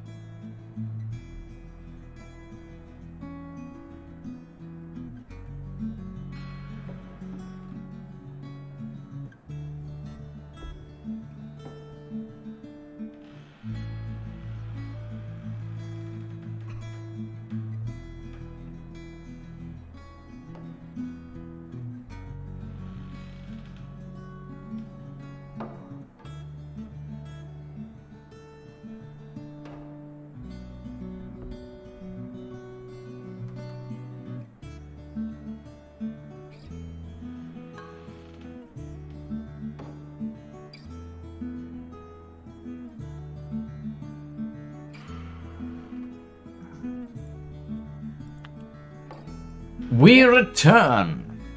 Oh god, I started dragging the tabletop scene out of OBS. Right. We Professional. return. Welcome, everybody who has stayed with us so far. Welcome back to the session. We have about an hour left, and then We have about an hour left. Are we doing more Outriders? Are we doing World Slayer content? We're doing Outriders, yes. But we are doing... Well, I believe Sliver wants to do some drop pod stuff. And I want to get some drop pod stuff done. Anyway, right. You have entered the town of Drey. Now, Drey is... To give you a bit of background information, it is a small market town. It doesn't have much going for it, to be honest. It's got a small inlet to a river and a dock, and it has a couple of trade connections. But it's a pit stop, basically, on the way to better and brighter things, as it were. It has a few buildings here and there. Some of them are better maintained than others. It's very snowy. There's a lot of snow. It's quite cold. The first building that you walk past, you notice that it has a sign outside, and the sign states that it is a mead hall of some sort. It is a drinking hall of some sort. It is not an inn, though. I should clarify. Perhaps we should look for the biggest... I look over Ingvar. What's it say? It says, if I'm reading that right, it's some sort of a mead place, a mead hall. Anyone fancy a drink? I I mean, think I've had after... enough for now. Well, What was that? I think I've had enough for now. our dwarven friend might have had enough, but after Lion, the morning we've quick had... question. Yep. When you left the inn, did you take that small bottle of green stuff with you? I did not. You did not. Okay, you left it behind. That's fine. I am not some common drunkard strolling down the King's Road with a bottle in hand. Well, you could have put it in your backpack, but still. Bad memories. Well, I could go for a drink. Yeah. Our dwarven friend here might find the inn for our night. I have a alright. name. No, is anybody... Oh, yeah. You don't need to keep calling me the dwarven friend. That's honestly a little bit on the racist side. In thank fairness, you very you've Sorry. never told them your name, so... much. I definitely told Isaac. Isaac, yes. The man Admittedly, that's Isaac is in a currently a book, but still. I apologize if I have offended. But You've offended my viewers. A dwarf that has a drink?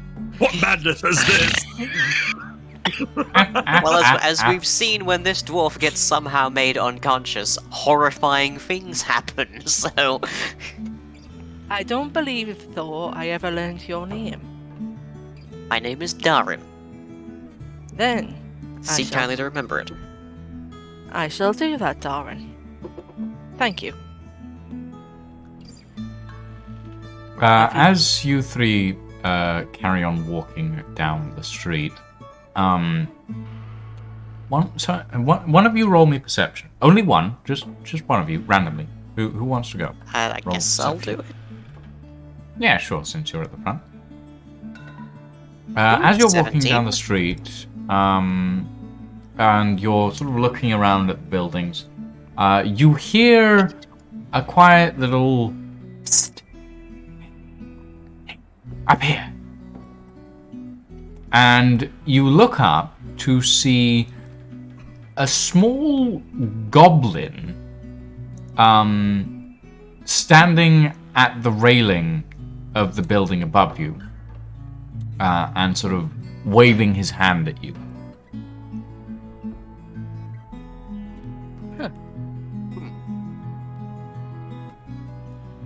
And the goblin sort of goes, "You were at that inn last night, weren't you?" Much as I would have preferred not to be, yes. What business is it of yours? I sense dark things in that place. If by dog things you mean an 18-foot giant, then yes. Or possibly murder of helpless people? They The goblin. attacked us first. The goblin sort of he was screws up his eyes and he was sort referring of to the squints bandits. at you Mm. from his sort of perch up on the balcony, and then goes. He sort of goes. Come to me tomorrow evening. I shall have something for you. And then he skitters off into the house. Uh-huh. As intriguing and possibly a trap as that sounds, he didn't mention where we're meeting him, did he? No, he did not. Probably just- at the house. Well, by the nature of it, it sounds like he might find us first. That too. Not to Okay. dissuade us from, like, helping potentially people in need. The last time I did that, I did get pickpocketed. I remember that. To drinks then. I am ordering water, and I am making sure you do as well. Good luck with that one. In addition to the alcohol. You gotta stay hydrated, I suppose.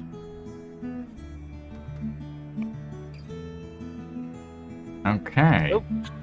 He's just saying. Nope, nope, nope. God. Hold on, I've got him. You enter the drinking hall to find a bunch of people, well, drinking, as the As name one might does. suggest. There's a couple of people here and there around the hall. Most of them have some form of beer or ale in their hands. They mostly seem like general sort of commoners. There's a bartender standing upstairs, wiping a glass. That seems to be where all the drinks are coming from, but though there's no bar that you can actually see. Yeah, it's a drinking hall. Not really sure what more to say about it. Igvar looks over at Gilk and goes, "This bartender's not going to try and kill us, is he?" We'll find out. Barkeep around. The bartender who's standing up at the steps sighs wearily, as far as you can tell, and walks across the landing to where a set of rather large kegs are, and pours out a couple of mugs. Well, more like Saren, you'll Steins? know Steins. Thank you. Yes, steins of what looks like a very dark, fruity liquid, and puts them on a tray and brings them down to you. Yeah. And he hands them off and says in a gruff voice, that'll be 30 copper, please. I hand him 30 copper. Okay. Remove 30 copper from your inventory. 30 copper. It's pretty much the 30 copper we got from the other place. Alright, the bandit's got us a free round of drinks then. I also have And to take away 10 copper for the stables as well. yes, 10 copper equals 1 silver. By the way. Yep. So, 10 silver equals 1 gold. I'll be So just much off of camera it. for a second. Right. You now all have gained, well, a stein each of a liquid which is. It smells remarkably sweet. As far as you can tell.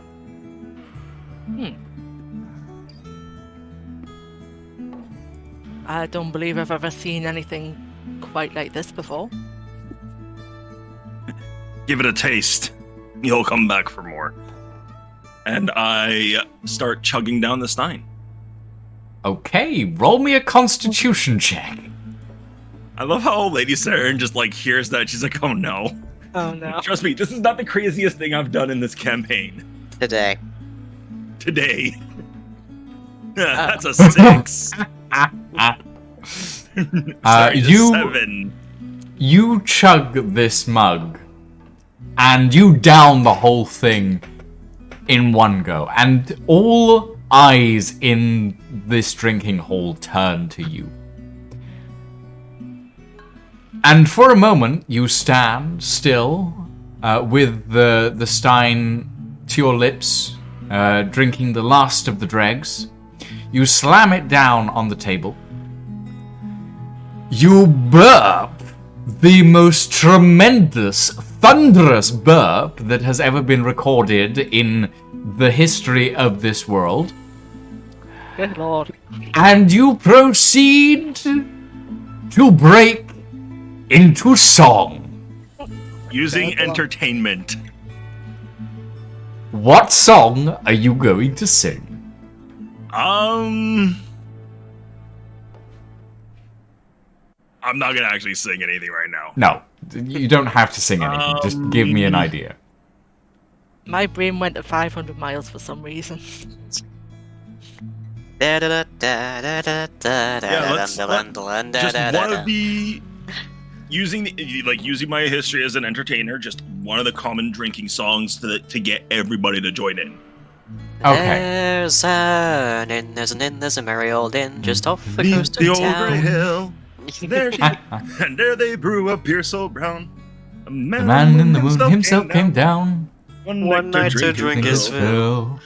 Oh, the minstrel can't play the 5-3. As you sing, the rest of the drinking hall sort of you start hearing the stomping of feet, and a couple of the other patrons start to sing with you in a sort of discordant, jaunty tune, and you sort of waltz off to stomp and dance and stuff with them, and you are not seen for the rest of the night. Right. Igval's just kind of sipping his stein. He's not going to chug it, he's just sipping it, and kind of glad his voice I'm isn't gonna strong nurse this. enough. Yeah. He's just kind of glad his voice isn't quite strong enough to join in with the singing.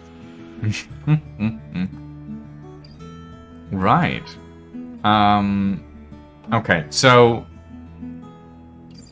Gilk spends the night dancing Partying it up. and singing with the rest of the drinking hall. At one point, you somehow manage to form a kick line with 3 other men in the drinking hall. And eventually, you all collapse on tables, or under tables, as the case may be. Darren and Ingvar sort of spend the rest of the night casually sipping on their mead until finally, once you make let's say you make yourself at home underneath their table, and they decide to go and look for an actual inn to stay at. Oh god. So yeah. Are you going to attempt to drag Gilk out of there, or are you going to just leave him under the table in the drinking hall? I feel like we've established I don't have the strength to move him. Doubt I've got the strength. Okay. Combined, you might. Or if you catch me just sober enough to help me stumble me along the way. Yeah, you're not gonna be that sober for hours. Yep. Okay. That's how long we've been there. I'm sure he'd be fine. Yeah. You guys step out into the sort of the dark of the night. The streets are not particularly well lit. It's a small town after all, but the brightness of the snow actually allows you to see a fair bit in front of you. The dark cobblestone pathway contrasting quite well. You turn a corner and sort of head around and down to the right, and come to what looks like the front door of an inn that Darren has run past. Wait, It is. Darren. Where's you said down to the right. Yeah, you are on the right road. Right. There is an Right-hand inn side. signposted, and there is a warm glow coming from inside that I have not put there because I am Partly forgetful. But you book, you lodge in to a room for the night. The woman behind the counter asks for 2 silver apiece for a room that night, and it is an uneventfully peaceful slumber for a change. Yeah, Do we heal from that, or you do. Yay. All party members gain full health. However, Gilk wakes up with a splitting headache and backache to match. oh,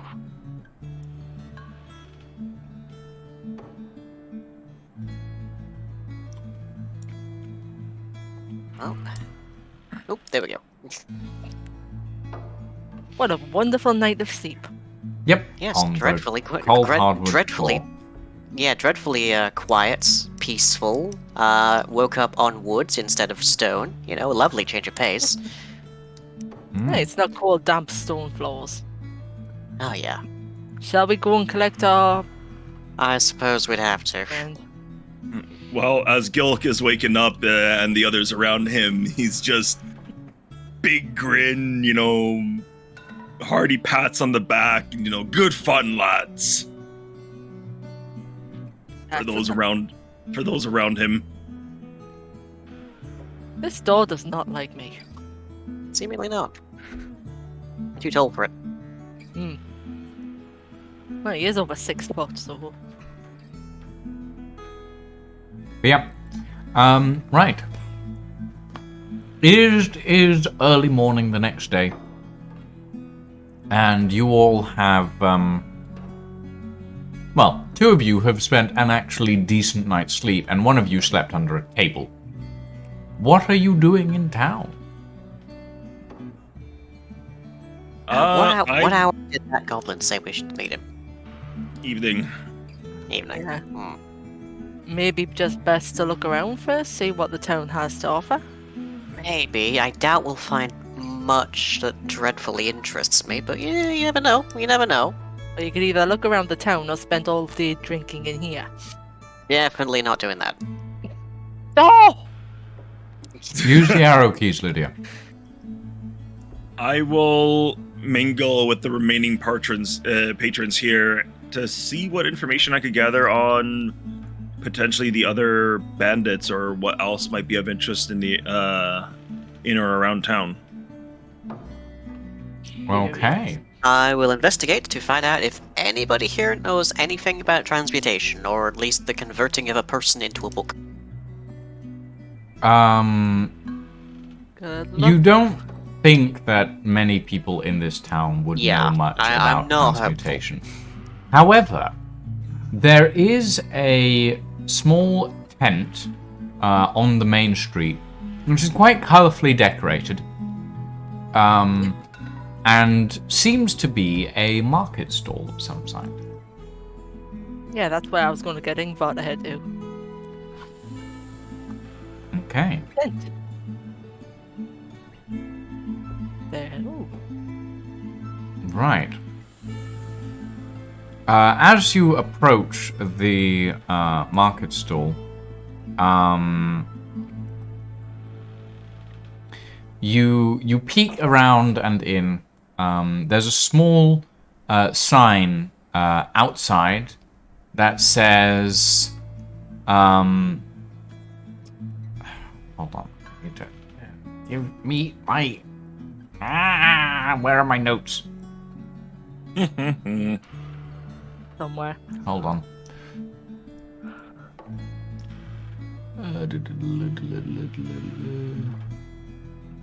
Well, Alexander, I don't think Ingvar could read whatever that book is written in, to be honest. Okay. The sign outside the tent, as you squint at it, Darren, reads Moran Antiquities and Potions. And the person behind the counter is a dwarf.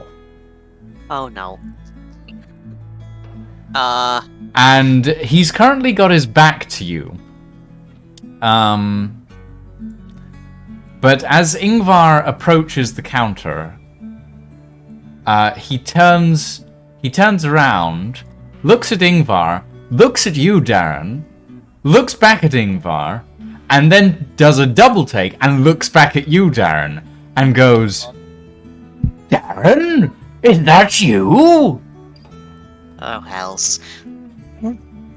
Standing before you is the tallest and oldest of your family, your great-grandfather, Hell. No. Jeremiah Moran. That's a mouthful. Right, Ingvar, I think I've just ascertained that there's nothing here that we're going to need. Let's carry on back to the bar, and maybe we can join in with our festivities of the friend. I thought you weren't in the mood for We drinking. suddenly have a first. Jeremiah sort of leans over the counter and goes, "Darren, where are you going? It's been years. Come back here, boy."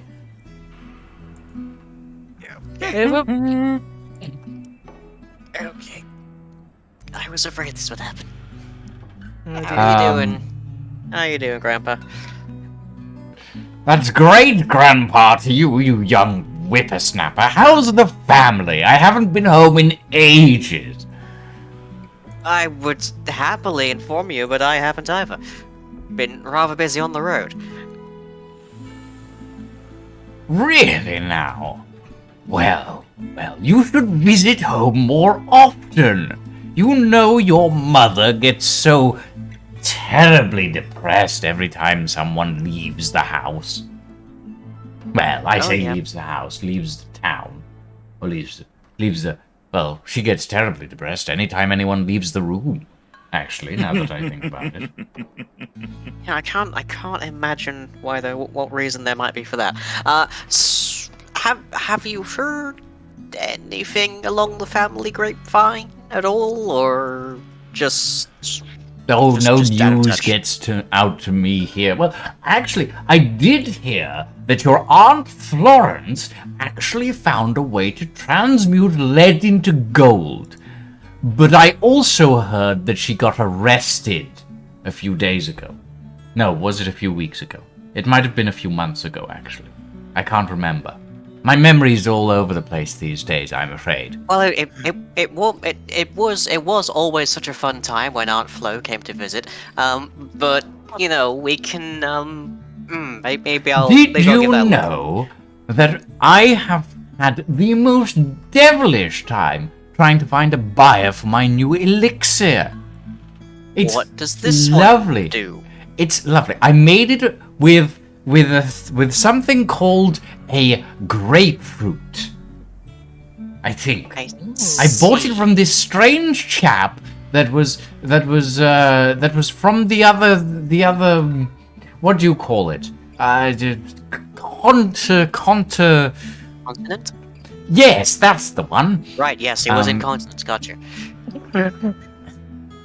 And I took it apart and I planted some seeds, and then I turned the bark of the bush that grew from it into a elixir, and it does wonders for your health.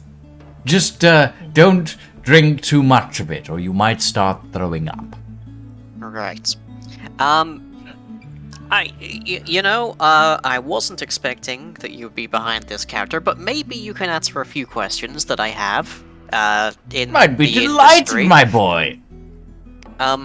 Do you happen to know anything about transmutation, turning something into something else, and Oh, especially you're do you not happen to going know after anything? Florence's path, are you? You're not going down that road. You know what it's like. She's been batty ever since she tried to transmute. What was it? I think it was iron into mercury. I think she's been completely batty ever since. No, probably not. No. But if you happen to know if you happen to have heard anything from her about turning a book back into, that might come in handy. A book for reasons. into a man, you say? We had a friend, and he may have turned into a book, and now we need him to not be a book. Could I see this book? I think our friend in the mead hall. still has Unfortunately, the most violent and illiterate member of our party has it currently. Why would you give a book to an illiterate person? In What my defense, purpose I does did that keep the serve? gun from him. The gun? Our friend had a gun that was left behind. It's a long and complicated story. It's a very short and bewildering story, actually. Because you were asleep for most of it. Sleeping on the job, Darren. Unconscious, but still, I'm I fine. thought I'm your fine. father taught you better than that. Dad taught me many things, which we will not go into at this time. Well, the man did have a certain... Everything's A certain fine. musical tone about him. The man did have a certain musical disposition, I suppose. And he sort of... He delves... old Jeremiah delves into one of his many packs that he has behind him and pulls out a dusty volume that is entitled... well, you can't actually tell what the title is. There's too much dust on the cover. But he places it down on the counter of his tent and flips through it a bit and then goes, here we are. A curse for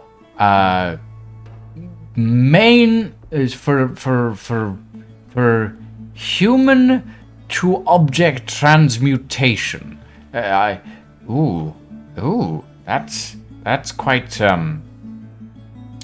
well, your friend might be dead. Oh. It says here, when a human or any organic being of soft matter is transmuted into an inanimate object, they can become less living. Apparently their organs get squished a little bit in the transmutation, and they end up Dead? unalived. I see. Right, yes. They get K-worded. Gotcha. That could be a problem for our friend. Yeah. You said he was transmuted into a book, right? As best as we could tell, I suppose there's a possibility it just looked that way because he was transported into it. Transported might be- into it. That would be a Wait, whole wait, other school of magic, as my understanding Was he goes. a person before he was a book, or was he far as I know. holding a book when he became a book, or was was the he was- book holding him? I think he was holding the book.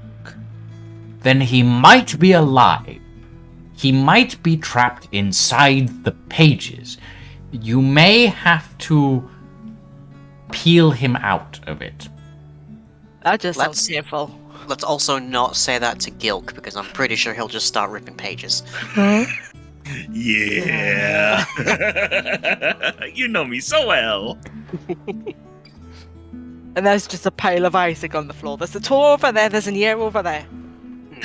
Right, I shudder to think of this, but you mentioned Aunt Flo got, arrested? Whereabouts did you think she was last? Yes, I heard she got arrested in the capital city. Though what she was doing there, I have no idea. Last I heard of her before that, she was down south, in a place called Myers Reach, I think. But then she reappeared, she disappeared from Myers Reach, and the next time I heard about it, it was from your father when he got a bill from the capital city for a fine for, what was it? Oh yes, public indecency. Oh, good God. Oh, Aunt Flo being publicly indecent. Yep, that's just her way. Anyway, yes, I believe she was in the capital city. Yes. Yes, capital city of Farenholm, I think. I think that's the place. I can't remember if they've changed capitals. They do it so often these days. Well, humans are usually short-lived. That's to be expected, I think.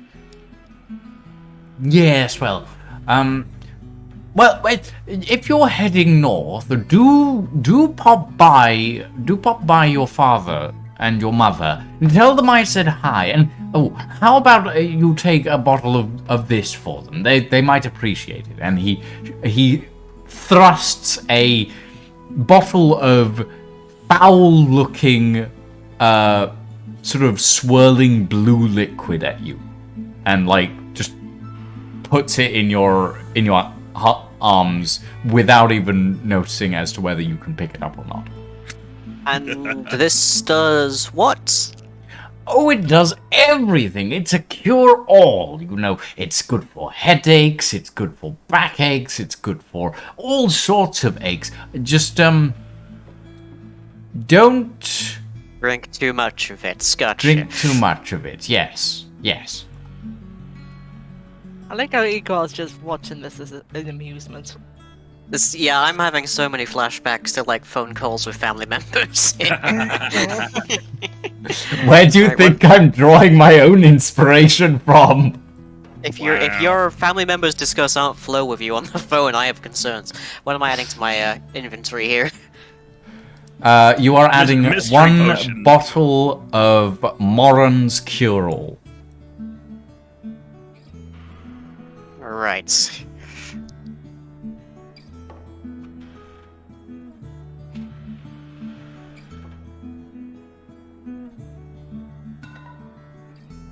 Okay. Well, it's been great seeing you, Great-Grandpa. I have to go, just to, make sure that our friend in the book hasn't been torn asunder.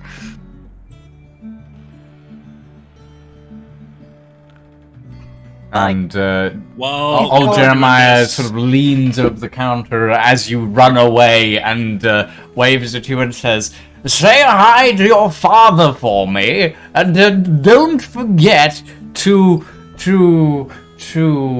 And then he turns to you, Ingvar, and he says, "What can I do for you, young man?" What an interesting family.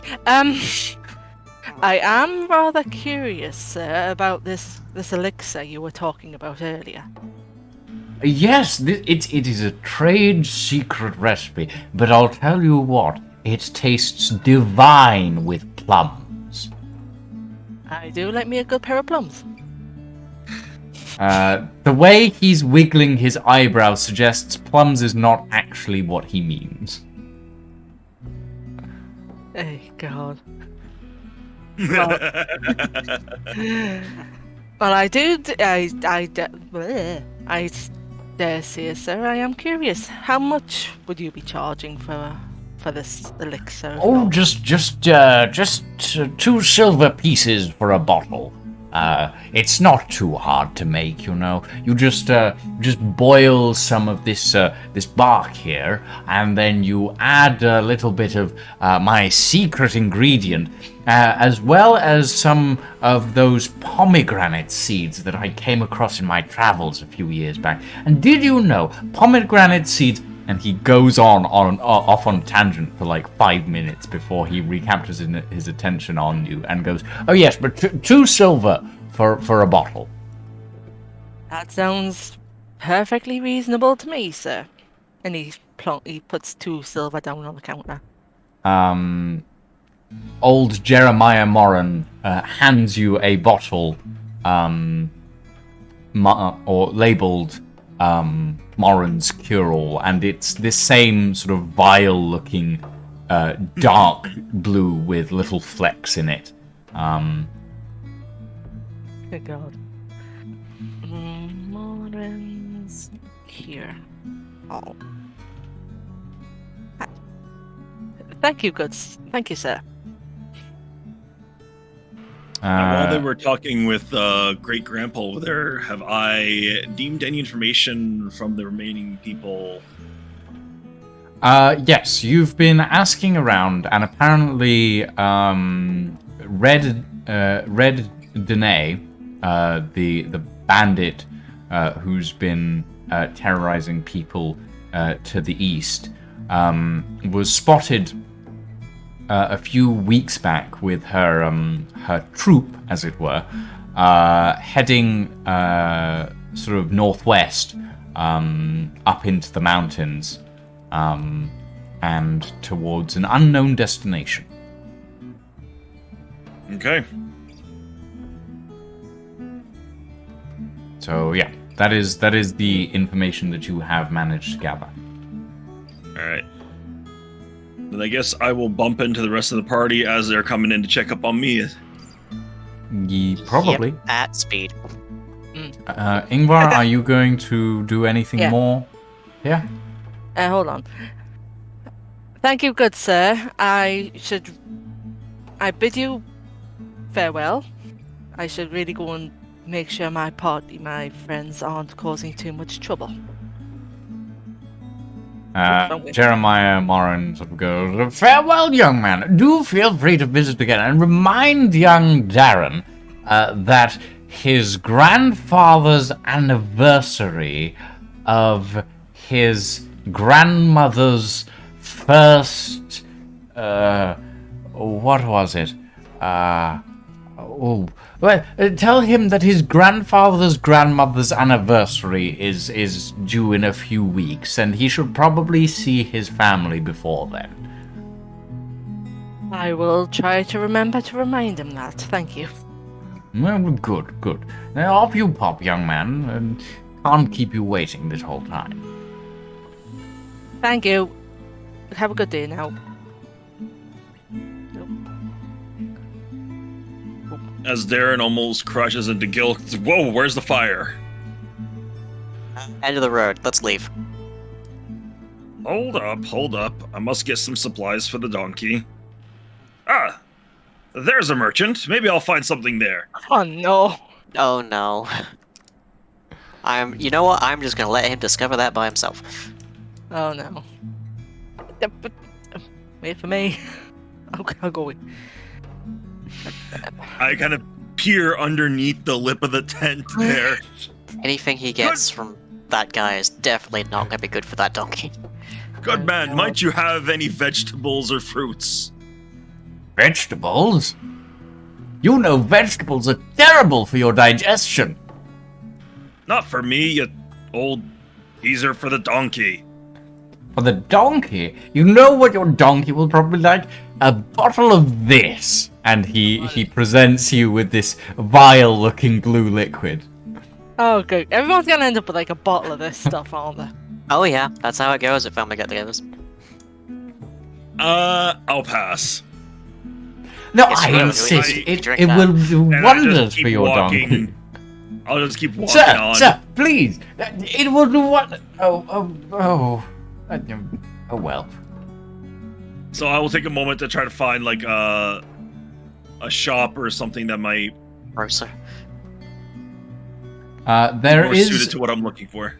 There is, from what you can see, there is a small store ahead of you on the other side of the square. That is a bookshop, with sort of a slanted roof and lots of snow. But it does seem to be selling some form of sort of stable and horse supplies, and there does seem to be bags of horse feed on one wall.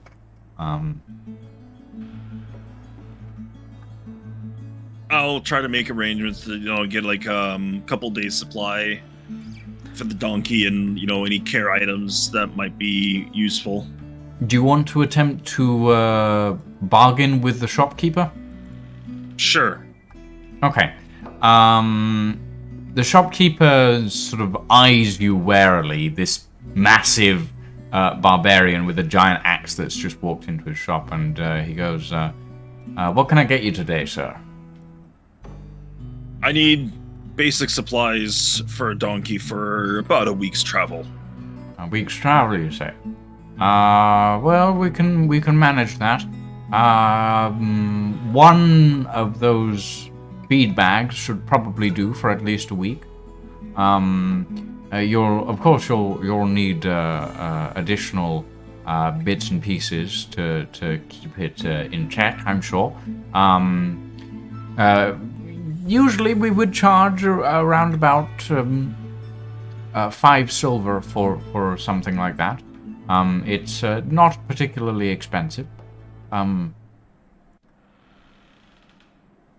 he sort of lays out a couple of bits and pieces on the table and goes, if you need some additional sort of items for your donkey, sir, I'm sure that we can come to a reasonable price. What would you be needing, requiring for said steed? And he lays out what looks like a few ropes, what looks like maybe a horse blanket, a couple of other things. A sturdy lead would do, probably a cleaning brush, and the blanket would do well to keep it warm in this cold environment. Yes. Let me just calculate that for you. Yes, that would come to about 1 gold. Well, yes, 2 gold and 5 silver for the whole lot. Without saying anything, I'm gonna just kind of lean over the table, a little intimidating. It's like, that is the best price you could offer, correct? The man behind the counter sort of leans back away from you a little bit and goes, well, I suppose we could knock the price down to 2 gold and 2 silver. I wouldn't be opposed to that. I'm gonna pick up the lead that he laid on the table and inspect its quality. It's a relatively good quality lead.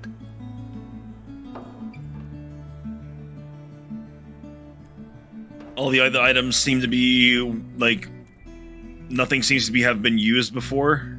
So no tears or anything in the feed bag. The feed bag seems pretty well maintained. The blanket seems a little bit used, but not overly. It doesn't look particularly bad quality material either. Everything seems to be relatively in good shape. You do notice that there are a few hairs in the bristles of the brush.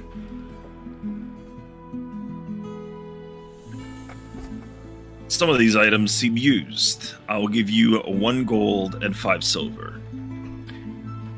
1 gold and 9 silver.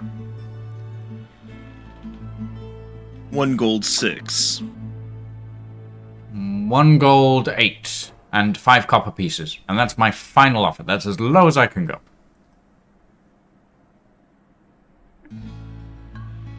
I'll rest my hands kind of just above the hand axes I have. 1-7. 1-7 sounds perfectly acceptable, sir. Yes, 1-7. I will happily do that. Would you like this packed up for your donkey and delivered to the stables? I'll be making my way there right now. Thank you. Walking fast, faces past in your own bed.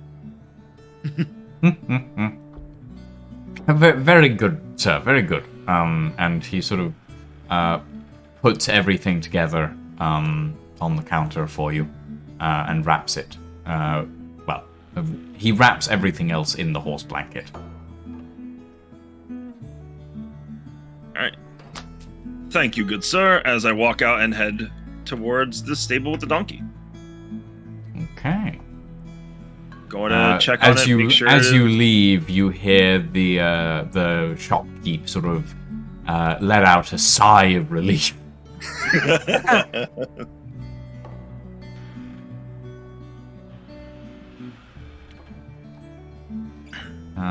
And remove 2 gold, 7 silver from your... 2 gold? 1 gold, 7 silver. Sorry.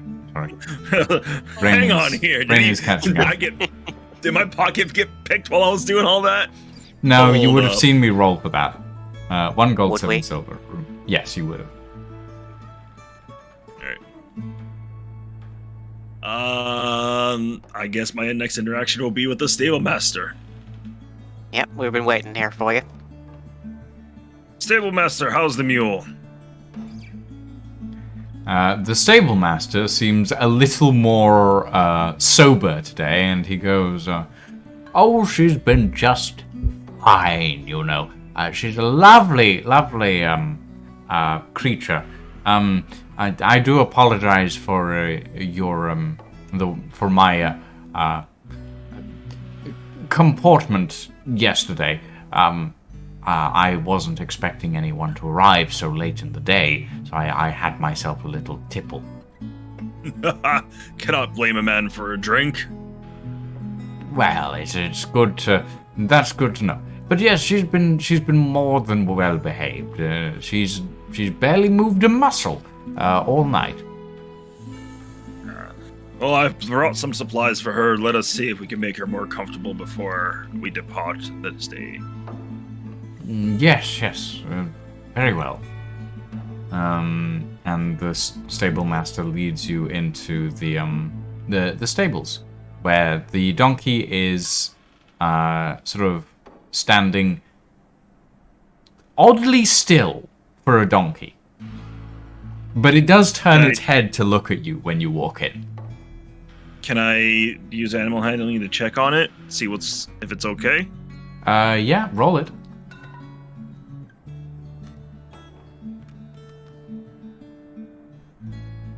Oof.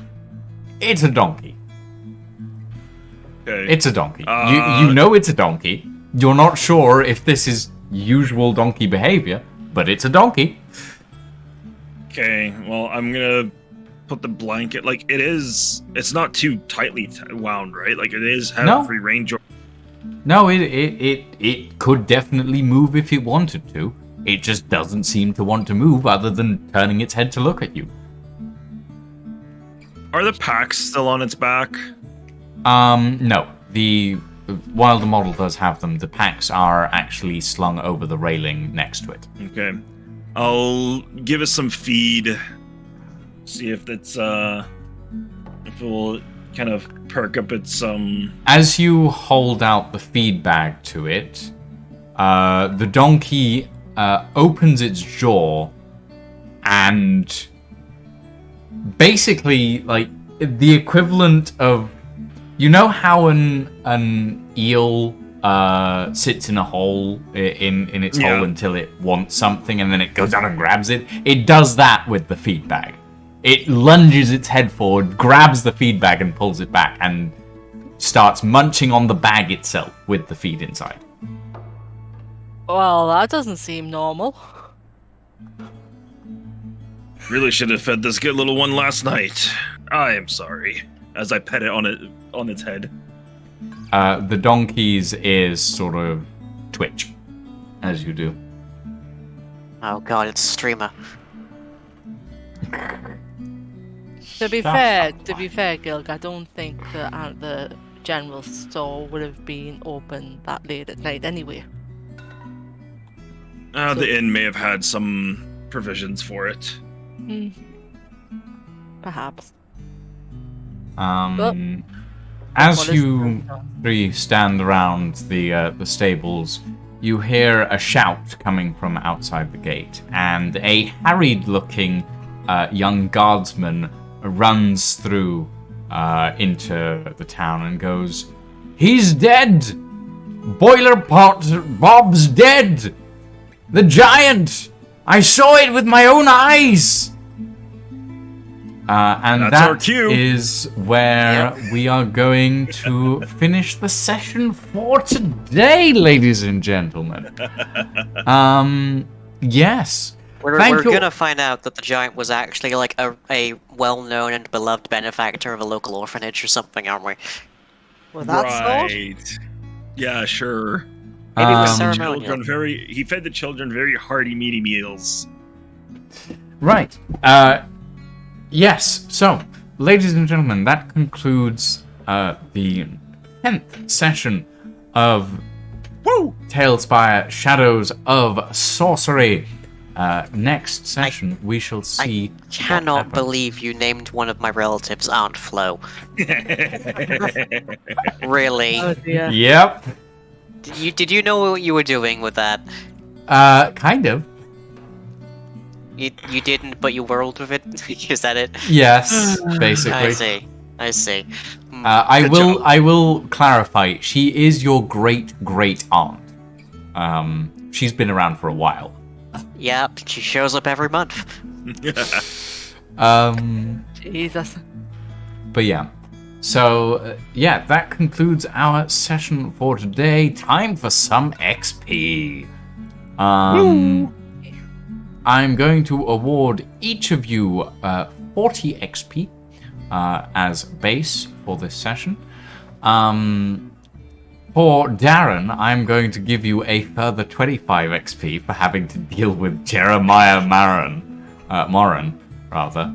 And Ingvar, you are getting an extra 20 XP for finding a lot of stale bread and really unpleasant food in that inn, and having to deal with the argument between Gilk and Darren. And Gilk, I am going to give you a further 20 XP for adding a new member to your party. You have acquired a donkey. And also for managing to perform a kick line after chugging a whole thing of mead. So how much do I get for the kick line? You get I'll give you 5 XP for the kick line, why not? Sweet. Yeah. That concludes today's session, ladies and gentlemen. Me and Sarin will be back in like 10 minutes with some Outriders with Sliver. For now, though, ladies and gentlemen, thank you all very much for joining us. I hope you all enjoyed this. Yeah, we shall see you next month for another session of Shadows of Sorcery. And hopefully next month, Ed will be back. However, I will point this out very quickly. At some point between this session and next session, me and Ed will be doing a small one-shot to explore what's been happening while he was absent from this session in the book. So yeah, thank you all very much for joining us. I shall be back in about 10 minutes. For now, though, thank you all very much for joining us, and we shall see you next time. Bye.